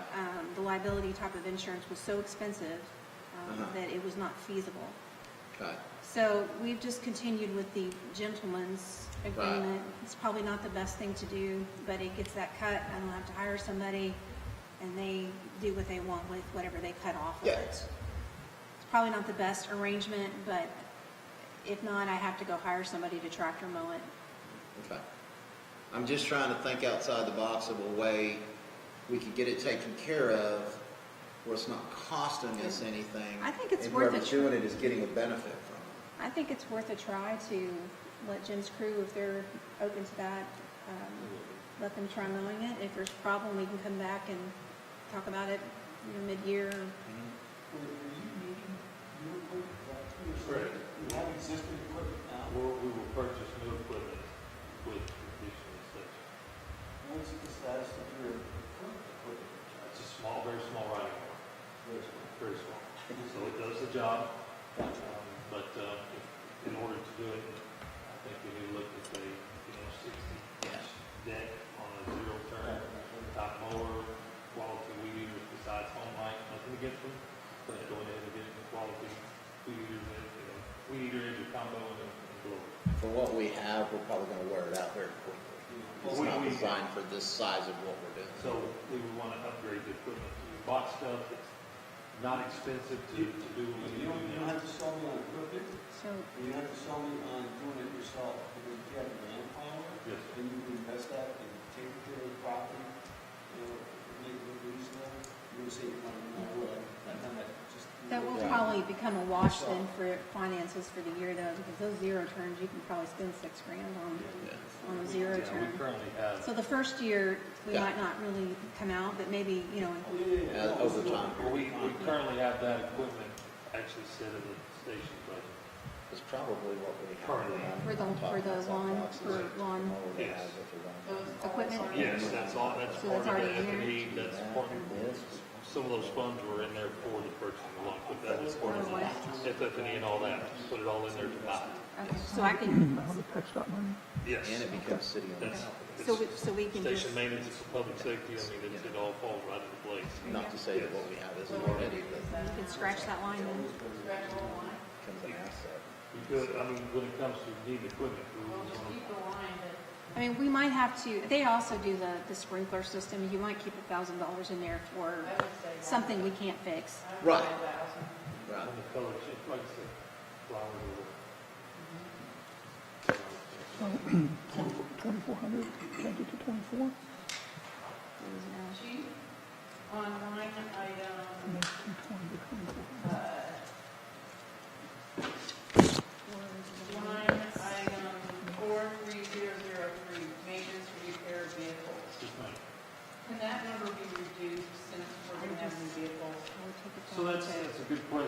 this year we had some interesting costs from this failure to pump. So our costs have gone up, and so we had a discussion and reduced it down to 35. We do plan on getting rid of some additional sugar costs, but I believe our maintenance, our goal is to cut our maintenance budget down tremendously because having that new engine has warranties in place. For programming purposes, can that number be reduced? I would have no problem reducing that number. To what? Let's see, 22. Which one are you talking about? 43003. In 2020, we were at 22,000. I think with the new engine coming into play, I think I'd be comfortable sitting around with 25 to 27,000. Put it at 25.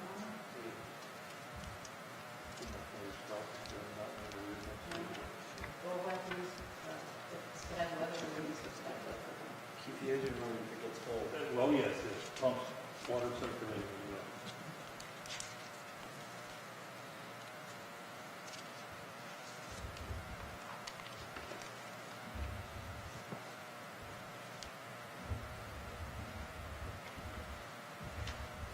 So we're taking 35 down to 25? 25.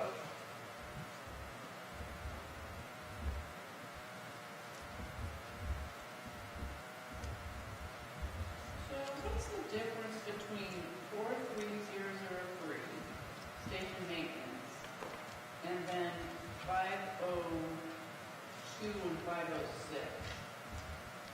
Because what's in station maintenance and operations? Cleaning supplies and things like that?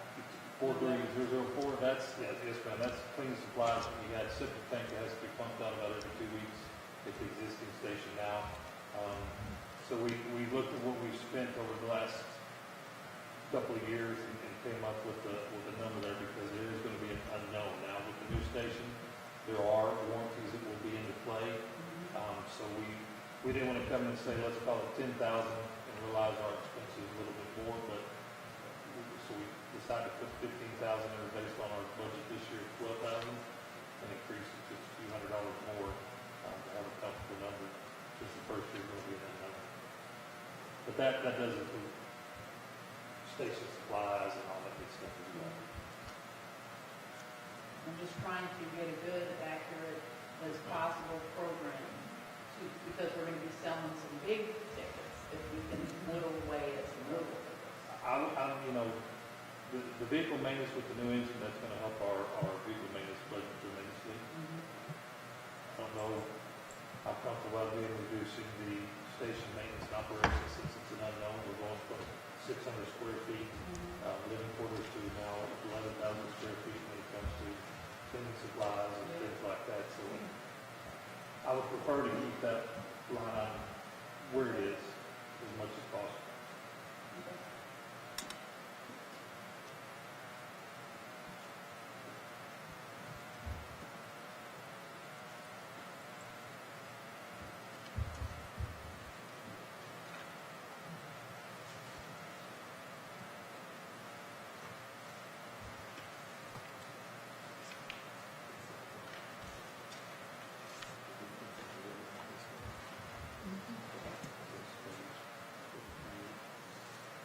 Well, I think council should talk about 63008, the consultant. Because that's the ad. And I know that I can talk to the $10,000 for a landscape architect.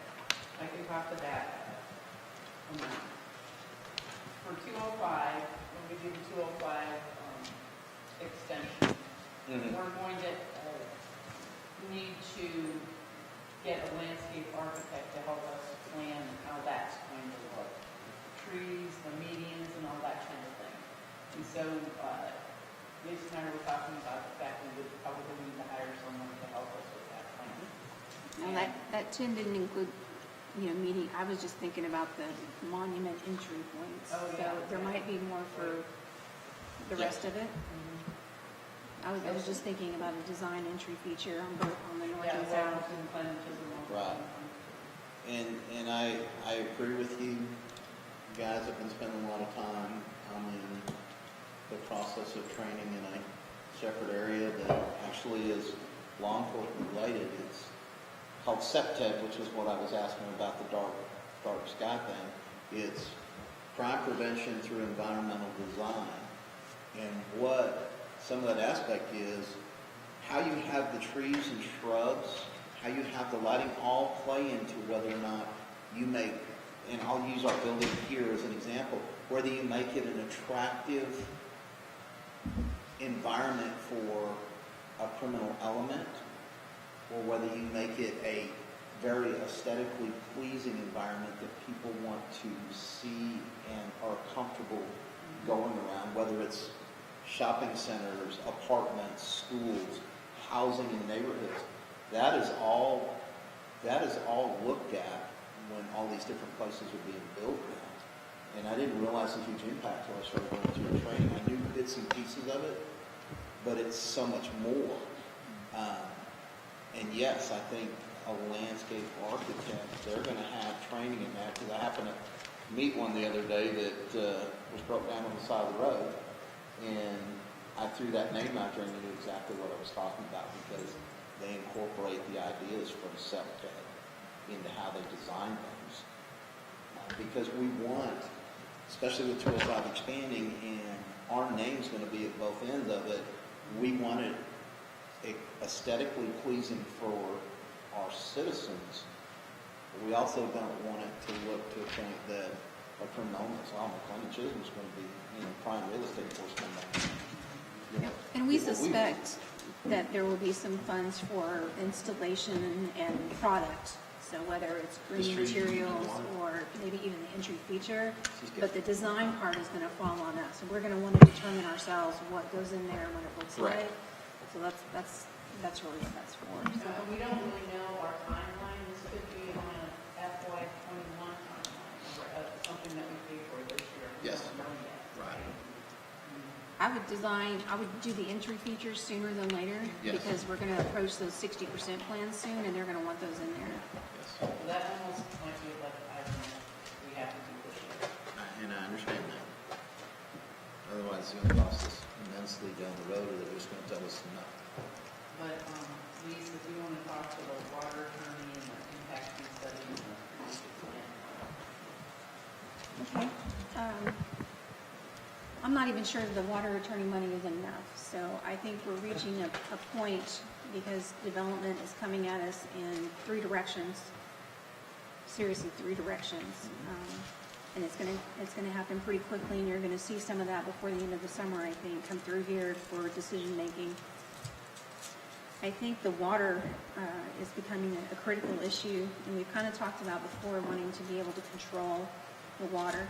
That's going to mean attorneys to figure out how best to take over the private water supplies, whether a piece at a time or in its entirety all at once. I've been talking to some other cities and trying to get some advice, because I don't want to spend all of our money on attorney's fees in doing that, so I want to do it in the most efficient way. I'd also rather, I've talked to one of the water companies, and I'd also rather work with them rather than against them.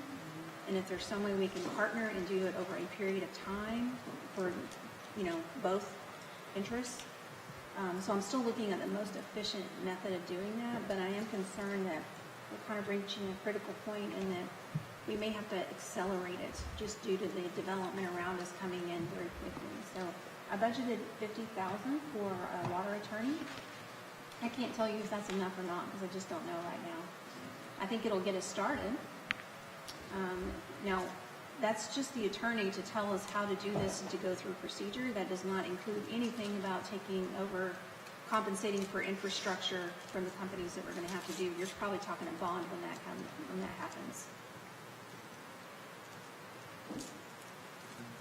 This is just to kind of get down how we need to do it and plan for that. So there are attorneys that specialize in that. Strategic plan, I believe that was $20,000, and that was because I think out of this comprehensive plan that you listened to Abra talk about today, once all of that is defined further into the plan, I think there are going to be things that you're going to want to do. Things, whether it's more formal economic development plan, or whether it's some other kind of plan. I just think there'll probably be things that she's going to identify as action items, that if you've written the plan, but we can't accomplish them, why did we do the plan? So I don't know what those are yet, so I just budgeted it and I labeled it strategic plan. It's really not specific at this point, but I wanted to put some funds in there for, just to kind of carry out some of the things that may be identified. The other one is impact fee study.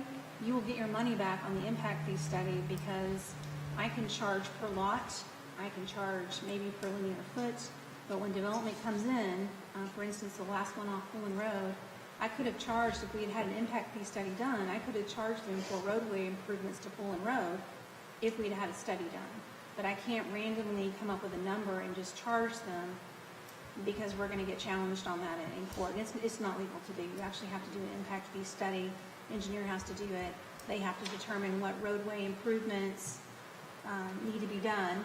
And if that developer is being charged, it has to be specific to whatever roadway we're talking about. So I can't charge the developer off Pullen to improve Smith Road, that sort of thing. But they would determine what is a reasonable amount and how to, kind of like we did with pro rata with the sewer, what's the method to the charge.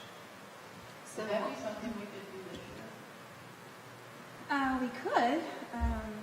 We're not going to have a whole lot of surplus this year because we spent it on sewer and fire trucks and some other things, but we do have the cash. We could do it. Ray may want to slap my hand in a minute, but No, you have it. we do have it, and we could do it this year. Would that be something we would suggest she bring forward to us on an agenda? We need to do an RFQ for that Still and have put to- that Have out. that as an agenda item for the next meeting. Yeah. What do you guys think? I would be for it as long as it bears fruit in terms of payback on it, which you were suggesting. If there's a return on investment, They're good for 5 years once you do it. To do it sooner rather than. Yeah, we don't have a lot of roads, so I can't do it for obviously like the TxDOT roads, Right. but we've got Smith and we've got Pullen, we've got Klutz. The county has also, Do we get to count all those Sonoma Verde? no, that's already done. That's already done. Well, all the developers along We've got Edwards and we've got. Well, some of those are kind of yet to be determined, we're kind of working with the county on these roads that are sort of in question, and that probably, I think the county is going to approach us very quickly on annexing the rest of those little roads, at least some of them, a few each year until we get them down. So we can, I'm not sure how much we can do if we don't have control of them at the time, but we can include as much as we can so that we get the max benefit out of that study. We're not going to be able to do water because we're not in control of the water at the moment. But later on, we would want to do that in another study. But I would definitely do like a roadway impact fee study. I'm good with it if there's a return on investment. You could present that to us at a future council meeting. So an RFQ, just putting out an RFQ. Yeah, well, I think we should discuss about it at the council, as a council agenda item. I think we can go through. Because if we're going to have to do an RFQ, or however you say that, yeah. I think the return on investment on it is a good idea, but I think for the proper way of doing things, I think we need to put it on the next agenda item to formally say, For yes. this, for the current budget, so do you want to take it off of this budget for next year? You want to put it on next year's budget? No, She wants to put it on this year's Right. budget, but yes. that's why I wanted to have to be an agenda item, a specific agenda item. Okay. But for this worksheet, I can remove it? Yes, ma'am. Yes, ma'am.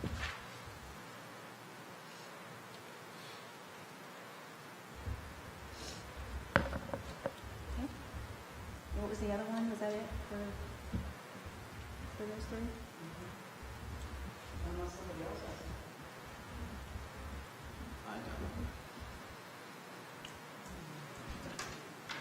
For the city planner, we've increased that to 35,000, by 35,000 up to 60, because it's probably just a more realistic number. It is a more realistic number. I think last year we shorted ourselves on that. Yeah. We've had a lot of general inquiries, and although once we get into the application process with a developer, we do ask for a deposit, and we we get reimbursed.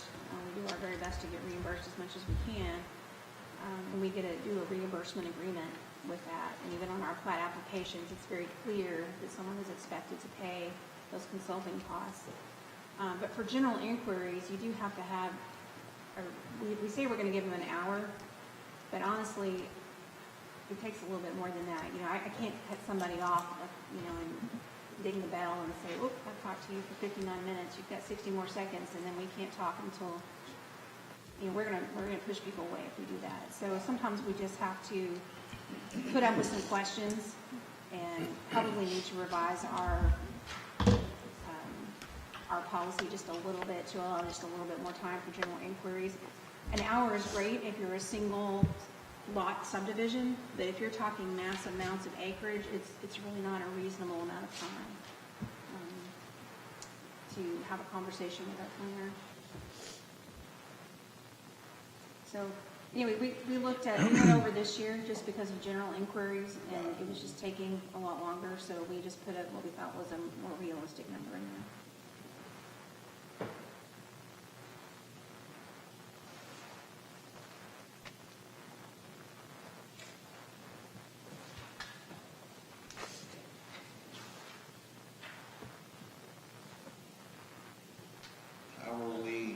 I know it's in there without me looking for it. You have it budgeted in there for whatever required continuing education training is for any of you that are in-house staff in this building, right? Yeah, I don't have to have, well, I do have one certification I keep up with. The other is more voluntary, you know, it's just. But anything that's required, we already have that built into the budget, correct? Shelley attends the municipal clerks meetings, and she's probably not happy about it, but she's going to have to do some court clerk training as well. Sorry. It's only like $50 though. Yeah, I just want to make sure when it comes to what's budgeted in there for training is we're meeting the minimum standards of what they require you to have.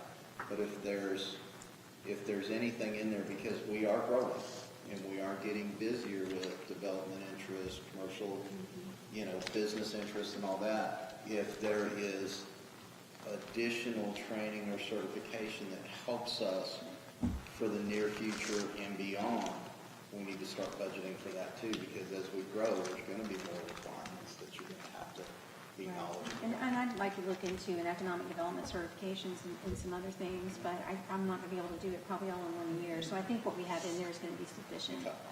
You agree? Trudy? Yep. I have a question on 700 capital expenditures. Could you elaborate a little bit on the cost sharing, $100,000 for Edwards?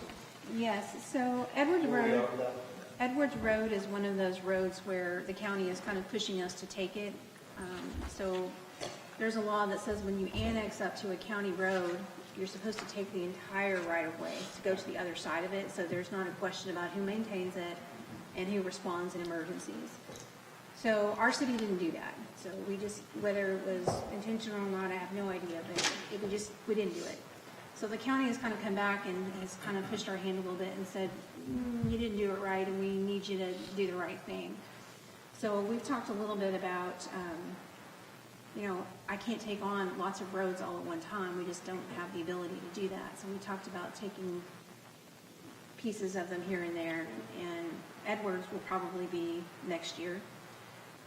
The developer for Sonoma Verde probably should have been made to include that in his plat, or right-of-way adjacent to that plat, and would normally have been made to put money aside some way or another. If we'd had an impact fee study, we would have done it that way, but 2 roads from Sonoma Verde are going to exit onto Edwards Road and will increase traffic. So we had a talk with the developer, and we talked to the county a little bit.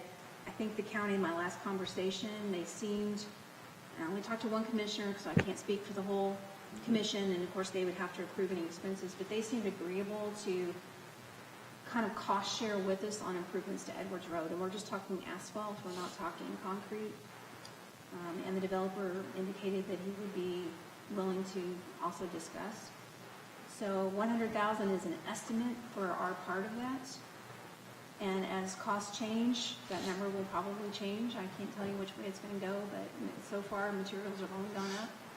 So it's 100,000, 100,000, 100,000? Yes. And the developer is in agreement with that?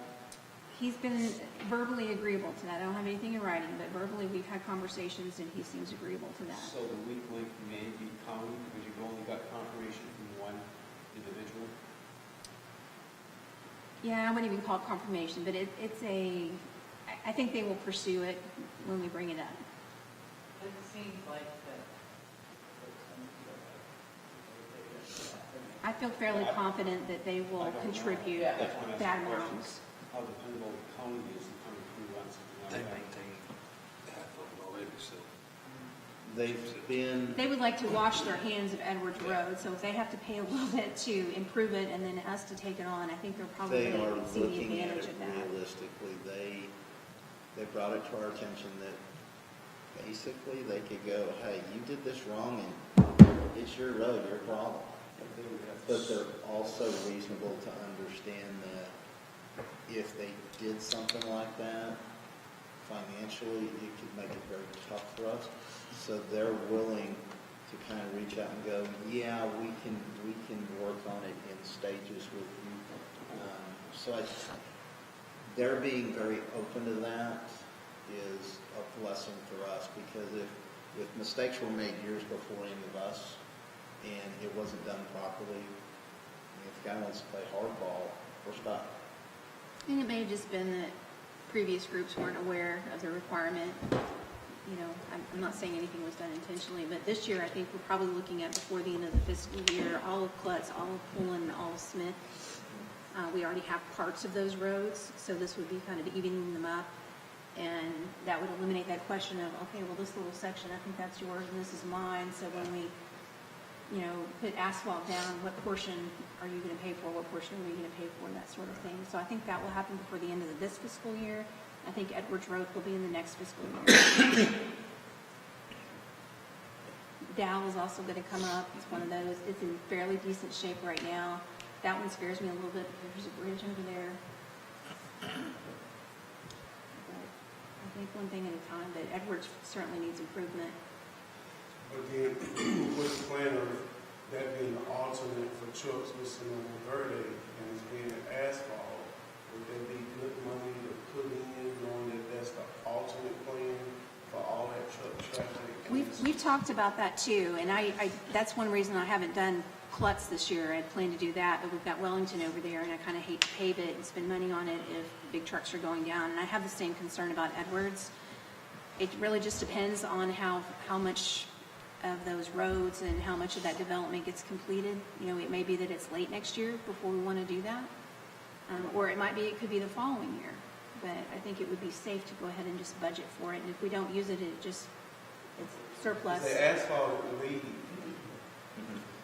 and you already see potholes. So if the plan is to allow all trucks on Edwards, it just seems like that's money that's just out the window. Not that we should do it, but should we do it? Well, I think we should be careful with the timing of it. Yes. Yeah, because I don't want to throw money down the ground well. But we also have to do some stuff in stages. And I because think we all know the validity of the market for building materials, whether it's streets, residential, whatever. You know, one day it's $20, next day it's $100, next day it's $80, next day it's $120.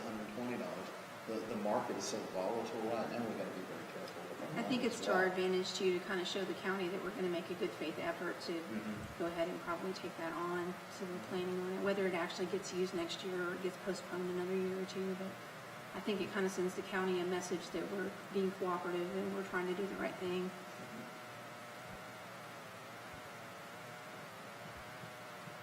So Ray, I'll ask you a general question. You might not have the exact data.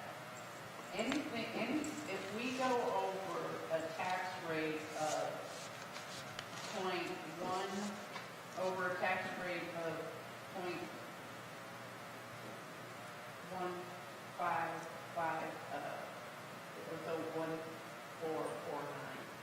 becomes petitionable between the 15.5 and 23.7, right? So, say we adopt a tax rate of 20 cents. Anything between 15.5 and 23 cents, that's petitionable.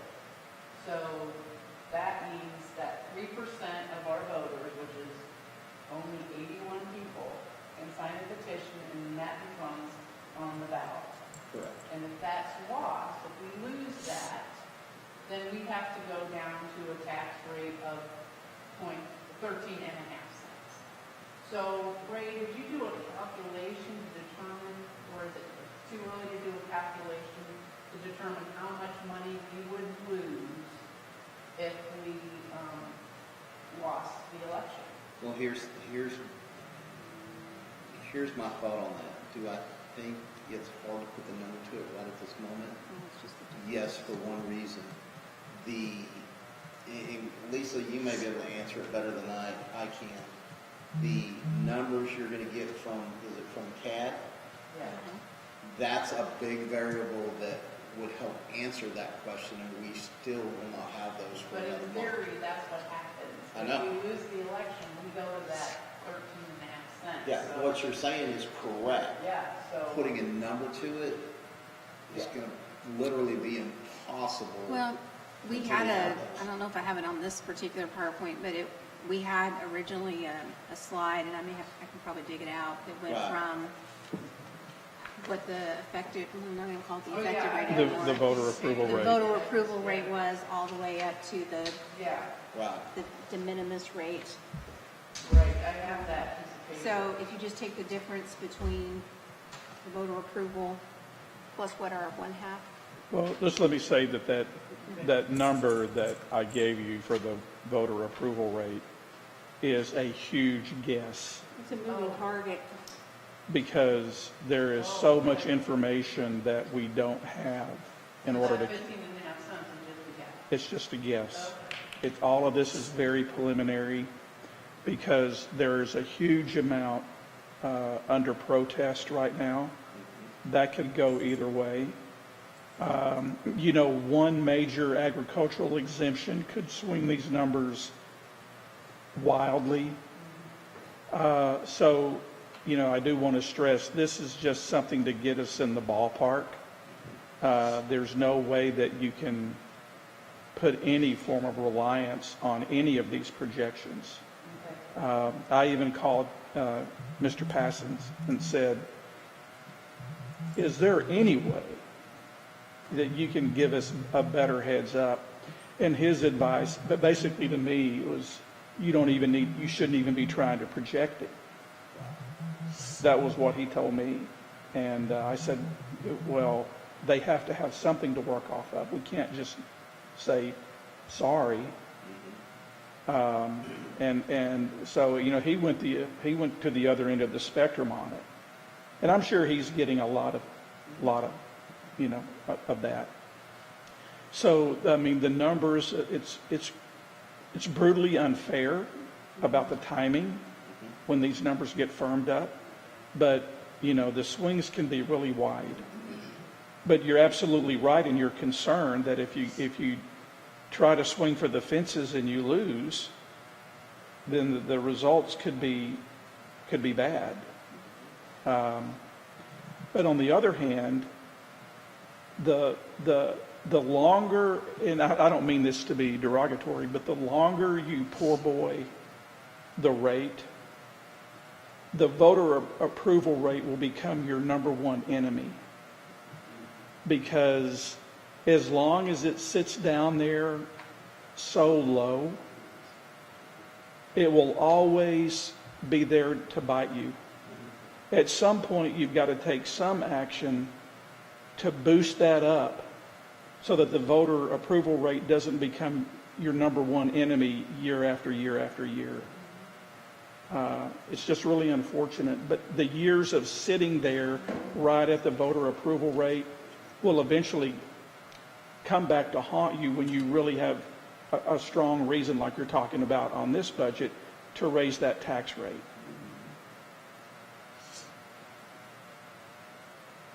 Right now, we're operating on guesstimates. until we can get some hard numbers, and it's unfortunate. They give us an estimate, but Yeah. like Ray said, it's really just a shot in the dark. Yeah, there's so much detail that goes into the calculation of that voter approval rate that they don't give us until next month. So our best bet is to turn of these new initiatives that we talked about tonight, what do we want to fund? That's really all you can control right now is decide, we know some of this just from contracts that have built-in increases, and we know the grants falling off, so I kind of gave you the knowns. And then we talked about the strategic plan, the water issue, and some of the things that I think we really need if you're going to move forward as a city. And then, of course, you discussed the salaries a little bit so that you can keep your employees. Well, guys, I think we have some extra homework to look at here. And I know everybody's starting to get tired. It's after 10 o'clock. Let's look at those numbers. Let's do our homework and come back with the information to Lisa. If there's some things that you see in this after this discussion, Okay, so ideas, suggestions, and let's look at it the next meeting. So, speaking of next meeting, so Yes, ma'am. we're looking, I think we need to make a little change for June. July.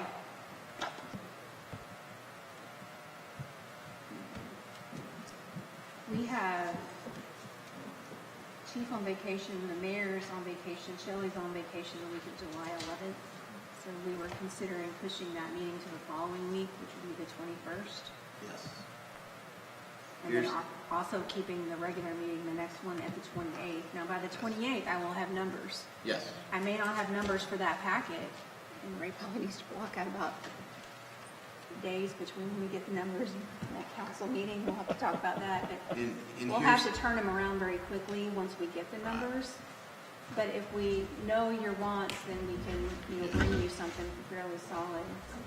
So I guess I need to know too, do you want us to go ahead and figure in the salary increase we discussed? Do you want us to go ahead and mark out those items for the lawn care and Right. those other things? Go ahead and what we've talked about, include those in the next draft. Yes, ma'am. Okay. And the week of the 14th, which is supposed to be our next meeting, fire chief's going to be out, Shelley's going to be out, and that's the only week I have available. I have to go to Arizona to get all my dad and my stepmom stuff, so I'm going to be out that week. So could we move it to the next Wednesday? There's not a whole lot we can 21st? do until we get numbers Is anyway. everybody good for a meeting on the 21st?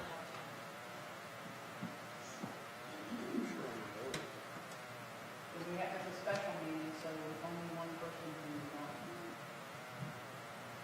21st of July, Yes. Tom? The normal time, like 6:30. I should We be. just have to check on Brian. Yeah. What, this for hypotheticals, if, let's see, Are you out the whole week? Yeah, I'm gone from 16th through the 23rd.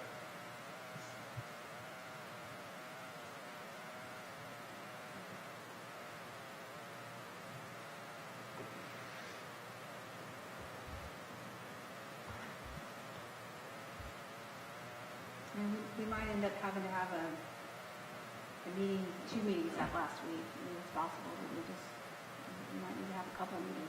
One right when we get the numbers, and then one for revision after we get the numbers and we talk about it.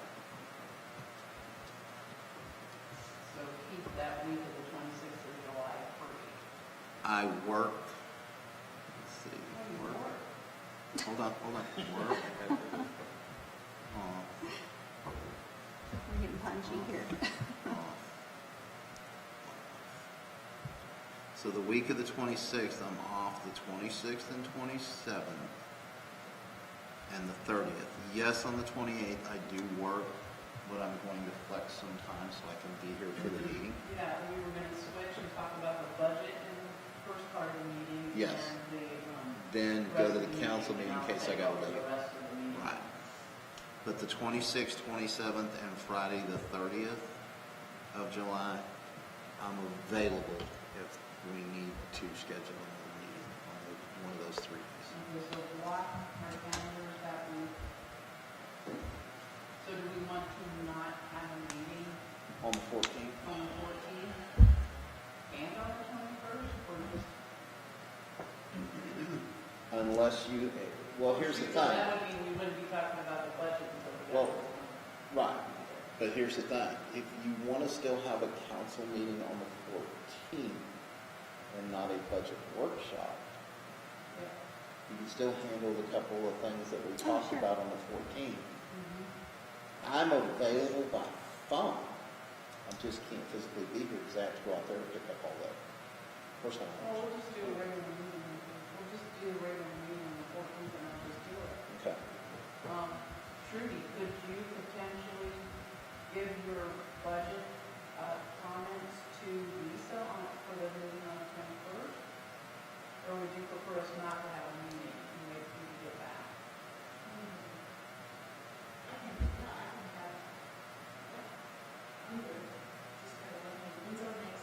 The 14th. The 14th, you'll have regular business, we just won't have a workshop. But on the 21st, I know you're going to be gone. But if there's questions and we need to reach you by phone when we're looking at those numbers, you'll be available by phone. I'm good with that. We'll do a budget workshop on the 21st. Okay, at the first part of the meeting, right? The first? Well, the No, 21st, No, it's just the gonna be- 21st is just going to be a budget workshop. Oh, gotcha, okay. And you're good with the 21st. We just have to make sure that Brian can be there, or Yeah. does it have to be, yeah, he can be there. It's a special meeting, I'll have to have four. But is it a special meeting on the 21st, or is it just a budget workshop? It would still be special. Still consider a special meeting, okay. So we'll just check with him. I'm good the 21st or the 22nd. So if we need to modify it by a day, We've I'm got- flexible. P and Z with Kimley-Horn scheduled on the 22nd. Oh, okay. Gotcha. And then are we saying something on the 28th? 28th is our normal council meeting, and that's when we should have the firm numbers So that'll be a combination of both, yes. We're meeting the 14th, the 21st, and the 28th, Yes, as long as Brian is available on the 21st. correct. 14th being just a normal council meeting, 21st being a budget workshop, and then 28th being a combination of both.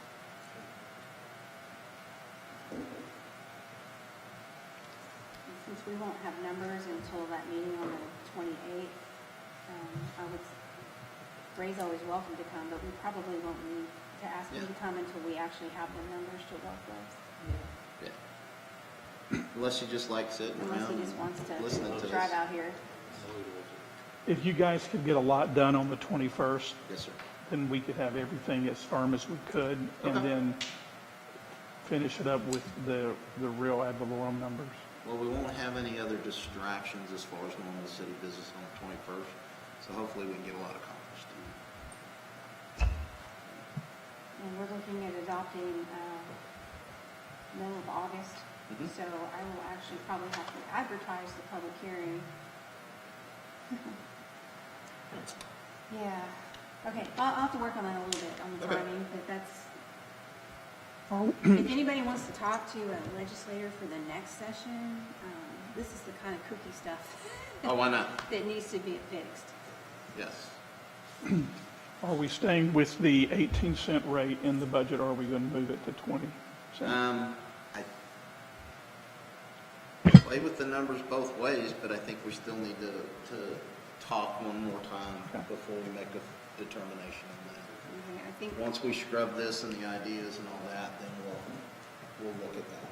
well, just for the worksheet, so that we have something in the packet, though, we'll have to pick a number to go with. So I think we looked at 20 cents being able to somewhat support the raise that was mentioned, a little bit less fund balance. I'm going to get to that sheet.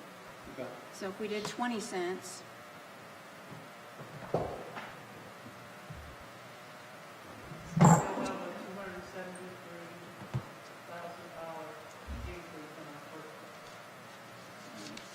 That's right, with a 20-cent with the 8% raise gives you an increase in fund balance of $274,000. And if you do the raises at 8% and 18 cent, it's $173,000.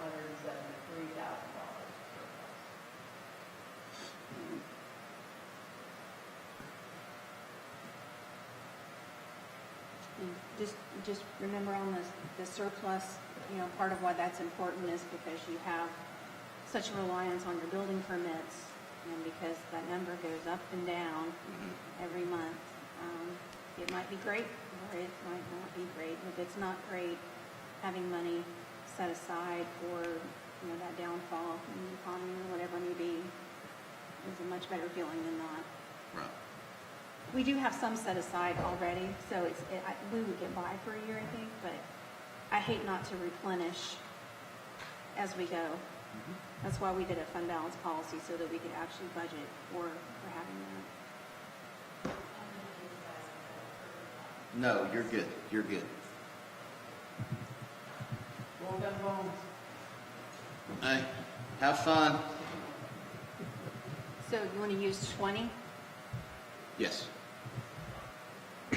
And I'd like to make one final comment. I know Yes, we're all sir. tired, but I say this every year, and I just feel like I need to say it again. That it's my opinion that the maintenance assessment in Sonoma Verde is nowhere close to covering your potential costs for road repair. Right. And that the city is on the hook for that, regardless of whether enough money is in the maintenance reserve for that. Right. So another reason to consider the fact that while the reserves may seem okay, one major thing out there could have a really big impact on your reserves. Absolutely. So Thank you, sir. Well, guys, it's 22:22 or 10:22 in civilian time. Work session adjourned.